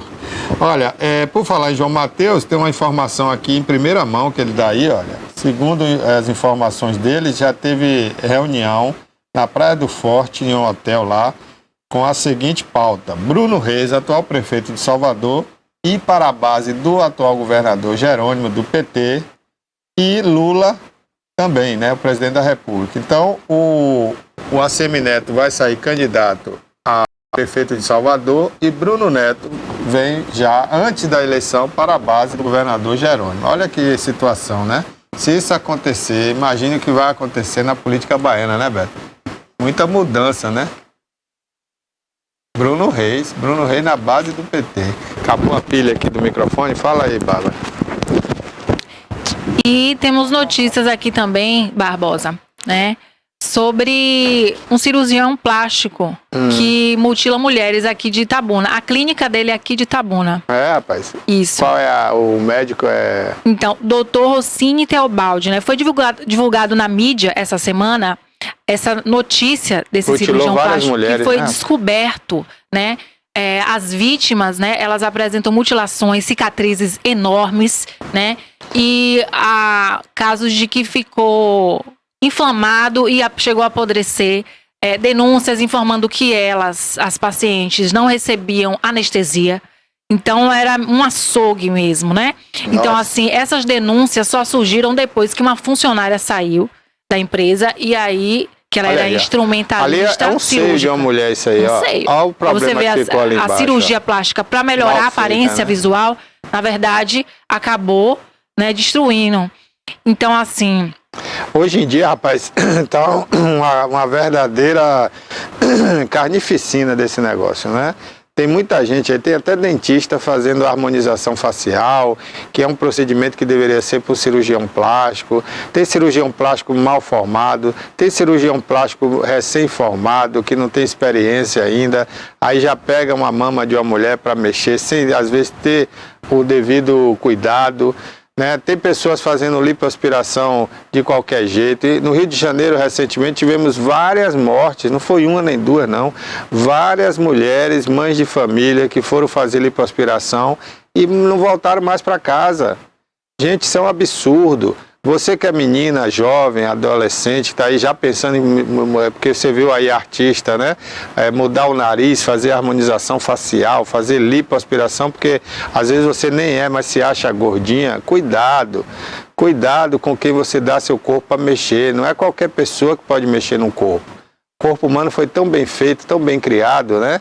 Então, se você está um pouquinho fora do peso, vá para uma academia, vá malhar, vá correr na Beira-Rio ou na sua cidade, onde você estiver, vá fazer um Cooper aí na Avenida Soares Lopes, se você está em Ilhéus. Compra uma esteira, bote em casa, vá andar, vá malhar. Não tem nada melhor de modelar o corpo do que uma atividade física. Né? Então, vamos deixar um pouquinho a vaidade de lado. Vamos não ter pressa, né, para modificar o corpo. Vamos procurar um profissional, uma academia de ginástica, fazer a coisa de forma correta. Não é só cirurgia que resolve isso, né? Outro dia eu conheci uma pessoa aqui em Itabuna também, não foi com esse médico, foi com outro médico que já está há muitos anos em Itabuna. E ela fez uma cirurgia no seio, eu veio até denunciar aqui, mas na época eu preferi aconselhar ela a procurar o médico para reparar o problema, antes da gente denunciar aqui. Mas ele fez uma cirurgia no seio e tirou o músculo do peitoral da mulher. Ela hoje não pode tomar um vento mais forte ou se for para a praia e a onda bater, ela desmaia, porque o coração está desprotegido, imagina. E agora a gente vê esse médico aí com N denúncias. Eu recebi aqui um WhatsApp com várias denúncias, mas eu preferi não fazer essas denúncias, esperar inclusive que as vítimas fossem à polícia, fossem à justiça, para que depois a gente divulgasse aqui no programa essas denúncias. Então tá aí, essas pessoas fizeram a denúncia, né? Já foram à polícia, por isso que nós estamos dando a notícia aqui. É verdade. Porque elas já procuraram a polícia. Então eu queria que você concluísse aí quantas pessoas até agora, quantas mulheres já denunciaram esse médico que fez esse absurdo aí nas pacientes. Barbosa, essa informação ainda está sendo apurada pela polícia, né? E pelo Conselho Regional de Medicina da Bahia, mas tem 7 denúncias, o Conselho Regional tem 7 denúncias protocoladas a respeito desse cirurgião que atua aqui em Itabuna, tá? Ele continua trabalhando, viu? Continua trabalhando? Sim. Como assim? Porque não foi preso. Onde estão nossas autoridades? Mas cadê a vigilância sanitária da cidade? Cadê a prefeitura para caçar o ainda alvará está sendo desse, né? investigado. Porque o médico que faz isso, gente, ele não pode estar com alvará trabalhando dia a dia na cidade. O médico nega, Barbosa, as acusações, inclusive o advogado dele, o doutor Eric. Mas quem fez isso aí, não foi ele? Essa foto aí foi inventada? Sim, foi ele. Então, cadê o CREMEB, né? Que é o Conselho Regional de Medicina? Não pode. É verdade. Agora também você, né, que está aí nos assistindo, eu espero que não procure um médico desse, né? Pelo amor de Deus, né? Você está sabendo que ele fez isso aí. Não é possível que essas mulheres estão inventando, né? Pois é, porque tem provas, né? Evidências. E nem todas as vítimas apareceram ainda, porque quando uma começa a denunciar a Barbosa, sempre vão aparecendo outras, né? O crime geralmente é assim. E o advogado do doutor Rossini, ele declarou que ele vai processar as vítimas, né? Que estão... porque o doutor, ele nega a acusação. Doutor Eric. Eric. Aí diz que vai processar as vítimas, no caso, Eric, né? Porque ele diz que é mentira. Eu até torço para ser mentira, né? Porque realmente, se seu cliente fez isso aí, ele já devia estar atrás das grades, né? Mas todo mundo tem o direito à defesa, né? O senhor está dizendo que é mentira. Vamos esperar, então, né? Que apareça aí as provas na justiça, né? E vamos ver se o juiz absolve ou condena. Agora, eu duvido muito que essas mulheres iam inventar isso, né? Criar como é que chama? Essa anatomia, né? Terrível, mutilada. Cicatrizes grandes. Tirar foto e acusar o senhor. E se expor. Eu não acredito, né? Mas todo mundo tem direito à defesa até que prova o contrário, né? E o nosso papel só é noticiar para que as pessoas sejam informadas, né, Barbosa? Exatamente. Barbosa, ontem teve uma audiência pública aqui em Itabuna, na Câmara de Vereadores, né, para tratar sobre o assunto transporte público da cidade, né? Estavam presentes ali o secretário de Transporte e Trânsito, Thales Silva, e alguns vereadores e o consultor da Atlântica, José Carlos Alves, né? O secretário Thales falou sobre as reclamações, sobre o ônibus do transporte público aqui em Itabuna. E afinal, alguém resolveu alguma coisa? Porque que eles conversam sobre isso, eu sei que é todo dia, né? Porque a população está reclamando aí, né? A gente aqui, eu mesmo recebo várias reclamações, vejo aí no dia a dia nas ruas a dificuldade do povo para pegar transporte, né? Acho que só os vereadores de Itabuna que não viam. Então precisaram fazer essa reunião com o secretário de trânsito.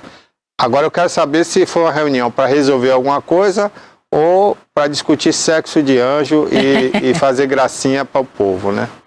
Barbosa, o Thales falou, eu passei por lá. Tinha muita gente?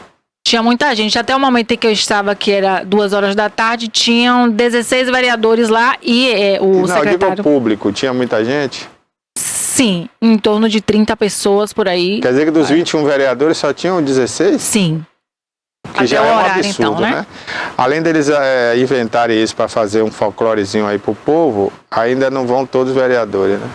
Exatamente. O secretário Thales falou sobre o transporte, né? Mas ele falou o quê? Vai melhorar?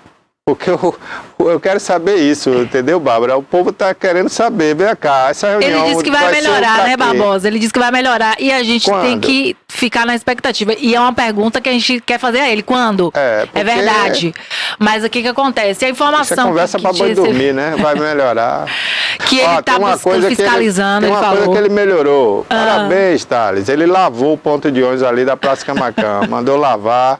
Ficou limpinho, passei ali, o ponto de hoje está novinho. Tem gente até que pensou que trocou, mas só fez lavar, porque é um ponto bem feito, de ferro, de aço, né? Foi construído aí no outro governo. Então só precisava lavar. Isso precisa de todos os pontos da cidade, viu? Agora tem um ali, secretário, que está caindo ali na Beira-Rio, já caiu um pedaço, ali precisava tirar, que é um negócio de cimento antigo, desde o tempo do prefeito Baldo Dantas, e 1984. Está lá esse ponto até hoje, tem que tirar dali e botar um novo. Né? Agora, pelo menos ali onde foi feita a lavagem, né, a limpeza, parabéns, pelo menos isso vocês fizeram. Aliás, eu vi pela primeira vez o CETRAN fazer alguma coisa em Itabuna, lavou um ponto de ônibus. Além das multas, né? Porque multar, eles multam. Agora, trabalhar que é bom para organizar o trânsito. Hoje pela manhã mesmo, Bárbara, o CETRAN, junto com a prefeitura ali, causou um tumulto na Inácio Tosta Filho. Aquela região ali da rodoviária até o centro da cidade, Amélia Amado, ficou totalmente congestionado hoje pela manhã. Um transtorno total. É incrível, rapaz. Onde o CETRAN entra, a gente pensa que vai melhorar, piora. Outro dia eles pegaram ali na rodoviária, fecharam ali o contorno da rodoviária. Aí as pessoas, para fazer o contorno ali na estação rodoviária e pegar Inácio Tosta, sabe o que tinha que fazer? Ir lá embaixo nos Correios, lá embaixo, depois dos Correios, na rotatória do posto do aterro, chamado ali, né? Para dar uma volta, para voltar para Inácio Tosta. Olha que loucura, gente. Aí a gente pergunta, quem é engenheiro de trânsito em Itabuna? Acho que não tem engenheiro de trânsito, né? Pelo amor de Deus, para fazer uma bagunça daquela. No horário de pico. No horário de pico, gente. E mesmo que não fosse, até uma criança sabe que aquilo que eles fizeram ali não ia dar em nada, só ia piorar o trânsito. Então, pelo amor de Deus, seu Thales, vem aqui para dar umas explicações pra gente, né? Porque a gente realmente está convidando ele, né? Estou esperando aqui. Estamos aguardando. Vai fazer um ano que eu espero o Thales aqui. E a última vez que ele veio aqui, já fez um ano, foi em março. Início de março do ano passado. Ele deu uma entrevista pro Alerta. Ele deu uma entrevista aqui, né? Agora aqui no programa, a gente está aguardando ele já tem um ano. Vamos aguardar ainda, continuamos aguardando. Verdade. Barbosa, como eu estava comentando, aí o secretário falou que vai melhorar e falou que eles estão fiscalizando, né, a empresa de transporte público de Itabuna e que estão vindo novas contratações de empresas de transporte público. O Thales mencionou isso. E o consultor da empresa Atlântica, que estava lá nessa audiência, ele falou que a frota de ônibus, a quantidade de ônibus de 90 veículos foi reduzida para 60, porque não precisa essa quantidade toda, porque as pessoas, depois do Covid-19, diz que reduziu a quantidade. Mas na realidade, Barbosa, a gente vê o contrário, que se você observar o ônibus de Ferradas, Nova Ferradas, ele vai lotado. Então vamos ter que analisar isso. Eu acho que é uma questão de adequação. Né? Por exemplo, quem mora no São Caetano, Banco Raso, aquela região ali mais próxima do centro da cidade, né, quase que não precisa pegar ônibus. Vai caminhando ali pela Princesa Isabel, chega no centro rapidinho. Quem mora em Ferradas, quem mora nos condomínios lá, Jubiabá, né, que agora parece que botaram uma linha de ônibus para lá, depois de uma crítica que uma criança, um adolescente fez lá, o prefeito, na frente do governador, aí o prefeito mandou botar uma linha de ônibus lá para o Jubiabá, o São José, aqueles condomínios lá depois de Ferradas. Né? E já deu uma aliviada, mas devia adequar melhor. Onde precisa de mais transporte, se coloca mais ônibus. É verdade. Onde não tem muita demanda, se coloca menos ônibus. É isso que a gente esperava do CETRAN. Aí agora o CETRAN tinha que fazer isso, né? A frota é reduzida só com 60. Pois é, aqui em Itabuna já tivemos a Agência Reguladora do Transporte Urbano, nunca funcionou. Secretaria de Trânsito não funciona para isso, infelizmente, e o povão fica sofrendo, né? Agora, a gente não quer acreditar que essa empresa aí está dando alguma benécia aí às autoridades, né? Porque não é possível uma empresa receber 2 milhões por mês e prestar esse serviço precário que vem prestando em Itabuna. Porque com 2 milhões por mês eu monto uma empresa de ônibus em Itabuna aí e faço melhor do que essa empresa. Qualidade. Eu desafio aqui, estou fazendo desafio publicamente aqui. Se a prefeitura quiser, eu abro a empresa, ela me paga 2 milhões por mês e eu coloco uma empresa melhor do que essa para... Vou comprar os ônibus, né? Novos, com ar-condicionado e Wi-Fi, que essa daí não tem. Eu vou querer andar nesse ônibus aí de Barbosa, viu? Barbosa, tem mais notícia aqui, que o Tribunal de Contas do município, né, da Bahia, TCM Bahia, aprovou ressalvas à prestação de contas do prefeito de Itabuna, Augusto Castro, PSD, referente ao exercício financeiro de 2021, né, primeiro ano da sua gestão. Então, o conselheiro Fernando Vita, que votou pela aprovação, foi acompanhado por todos os pares. A Procuradora-Geral do Ministério Público de Contas, Aline Paim, ela também emitiu parecer defendendo o acolhimento de contas. Então ficou definido, Barbosa, dentre as ressalvas, a cobrança irrisória de uma dívida ativa tributária do município e irregularidades na ordem cronológica do pagamento de precatórios, né? Então ficou aí uma multa para o prefeito Augusto Castro de R$4.000. Pouquinha coisa, né? A Aline, lembrando, é a enfermeira e a esposa do ministro da Casa Civil, Rui Costa, né? Bárbara, vamos falar um pouco do Jornal à Tarde de hoje, né? Os destaques aí, antes da gente encerrar o programa. Jornal à Tarde que está aí disponível para você no nosso site tviplay.com.br. Lá você acessa o maior portal de notícias do Norte e Nordeste do Brasil. É atualizado minuto a minuto. E se você quiser, pode fazer também uma assinatura aí do Jornal à Tarde. Então vamos lá, os destaques de hoje, né? Um deles eu já estou vendo ali. Que a gente já noticiou, que é de Salvador, feminicídio que nós noticiamos, da mulher que foi morta. E queimada pelo ex-companheiro, né? Também tem sobre a política, aqui falando sobre Bolsonaro. Bolsonaro chega amanhã em Brasília, ele desembarca às 7 da manhã, 7h15. Ele vai desembarcar no Aeroporto Internacional de Brasília. Sobre direitos e justiça, tá falando aqui sobre a legislação para trabalhadores de aplicativo, né? Que vai regulamentar. Lê essa notícia aí, porque interessa muita gente, né? Vamos ver essa notícia aí. Como vai ser essa regra? É com o dedo só, você toca aí que ele vai rapidinho. Vamos ver essa notícia aí já já. Tá difícil aí, Bárbara? Acho que é porque você tem que fechar aqui em cima. Só um minutinho aqui, vou te ajudar aqui. Opa, cresceu demais aqui, né? Aqui tá grande demais, vamos fechar aqui. À tarde, você quer assinar o Jornal à Tarde agora? Vai sempre fazer essa pergunta. Eu já tenho uma assinatura, então eu não quero, vou fechar aqui.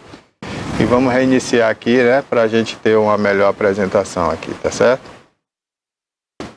Então vamos lá. O vídeo do torcedor no colo invadindo o gramado com a criança, gente. Isso aqui rodou o mundo todo, né? Um absurdo lá em Porto Alegre, ó, você tá vendo o vídeo aí. Torcedor sai da arquibancada, rapaz, com a criança no colo para agredir um jogador, veja aí.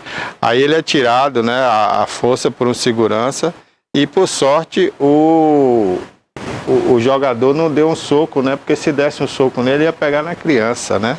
Então tá aí, portanto, esse vídeo que rodou o mundo todo, né, um negócio lamentável pro futebol brasileiro, viu, gente, lamentável mesmo. Então, vamos voltar aqui para o Jornal à Tarde, as principais notícias de hoje. Olha, Jerônimo participa da primeira entrega de cestas básicas do Bahia Sem Fome, que é um projeto social dele aí. Agora eu fico intrigado da seguinte forma. A gente tem um programa do governo federal, que é o Bolsa Família, né?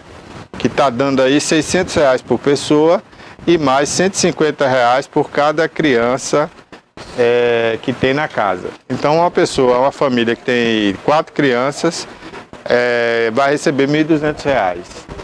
Aí por que o governador entra nessa de dar cesta básica, de dar mais dinheiro a essas pessoas? Eu sei que elas precisam, mas se é um estado que não está podendo dar 5 milhões para reformar um estádio aqui em Itabuna, diz que está sem dinheiro.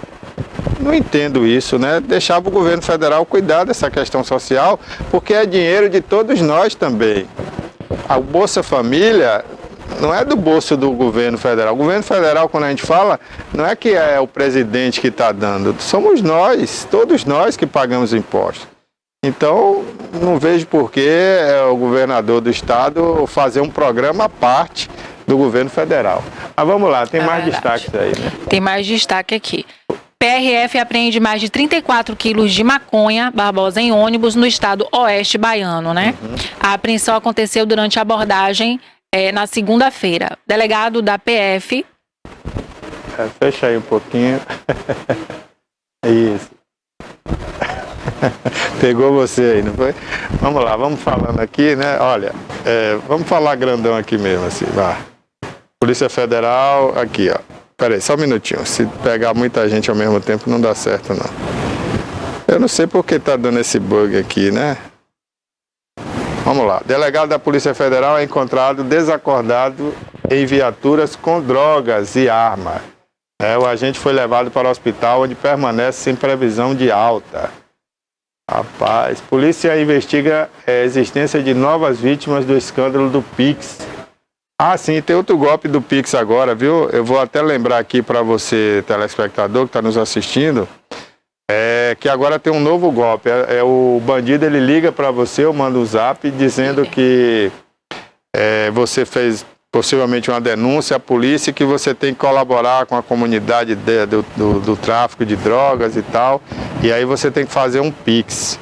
Não caia nessa não, viu? Já fica já bandido, atento. Ele não é de sua cidade, geralmente ele é de uma outra cidade, e ele está fazendo isso só para pegar o seu dinheiro. Então não vá nessa história não, que é furada. Não passe nenhuma informação de CPF, nada. Geralmente eles pedem. Torres e General Dutra se encontram 48 horas antes dos ataques de 8 de janeiro. Isso aí é uma investigação que está correndo em Brasília para aquela situação dos ataques lá no Congresso Nacional.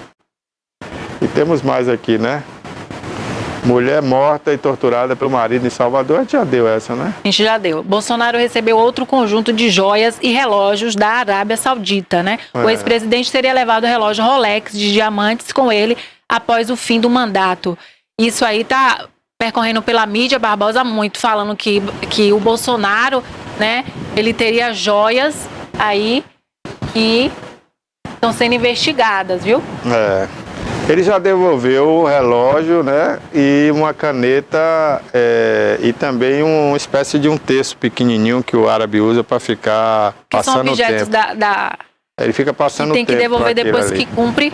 Não, na verdade aquilo ali teria sido um presente, né, para ele. Mas como ele não declarou imposto de renda e não pagou, ele teria que doar para o governo federal. Governo federal. Porque aí se o presente não foi para ele, ele não declarou isso e não pagou, aí ele tem que deixar para como é que chama? O acervo, né, da presidência da República, entendeu? Deixa eu diminuir mais aqui. Médico baiano é achado morto, né? Lá no extremo sul da Bahia, no Espírito Santo, na cidade de Montanha, né? O corpo de Aloísio Vieira foi encontrado por amigos dentro do apartamento onde morava. Ele marcou um encontro com um outro rapaz, não sei se o outro era gay também, ou só ele era gay. E aí esse outro cidadão foi lá, esfaqueou ele, pegou o celular, os pertences dele, pegou o carro dele e foi embora. Então, um crime bárbaro que aconteceu. Esse médico aí estava há 2 anos formado, trabalhando no SAMU, lá de Montanha, no Espírito Santo. E os amigos desconfiaram, né? Está aqui a matéria no Jornal à Tarde, você pode ver mais detalhes. Os amigos desconfiaram porque ele não deu sinal de vida desde a sexta-feira até a segunda pela manhã. E ele era uma pessoa ativa na rede social e falava com todo mundo durante o final de semana. E aí, quando foram lá, acharam o corpo dele lá esfaqueado. Um absurdo, né, que aconteceu. E vocês que são homossexuais, né, que têm seus relacionamentos, e héteros também, né? Mulheres e homens. Outro dia tivemos um caso aí de um senhor aposentado do Exército, né? Lá no Norte, Nordeste, que foi assassinado por uma garota de programa que tinha um romance com ele. Olha a armadilha. E ela assassinou ele e ainda ficou se passando por ele, conversando com a família durante meses. Durante 4 meses, né? Conversando com as irmãs dele no Rio de Janeiro, se passando por ele, tirando foto do apartamento e tudo. E ela ganhava tempo enquanto queria o quê? Vender o apartamento dele. Olha que armação, né? A intenção Coisas é o dinheiro. demoníacas realmente acontecendo aí no mundo. Então você tem que ter muito cuidado. Seja homo, seja hétero. Cuidado com o relacionamento que vocês vão arrumar pela internet.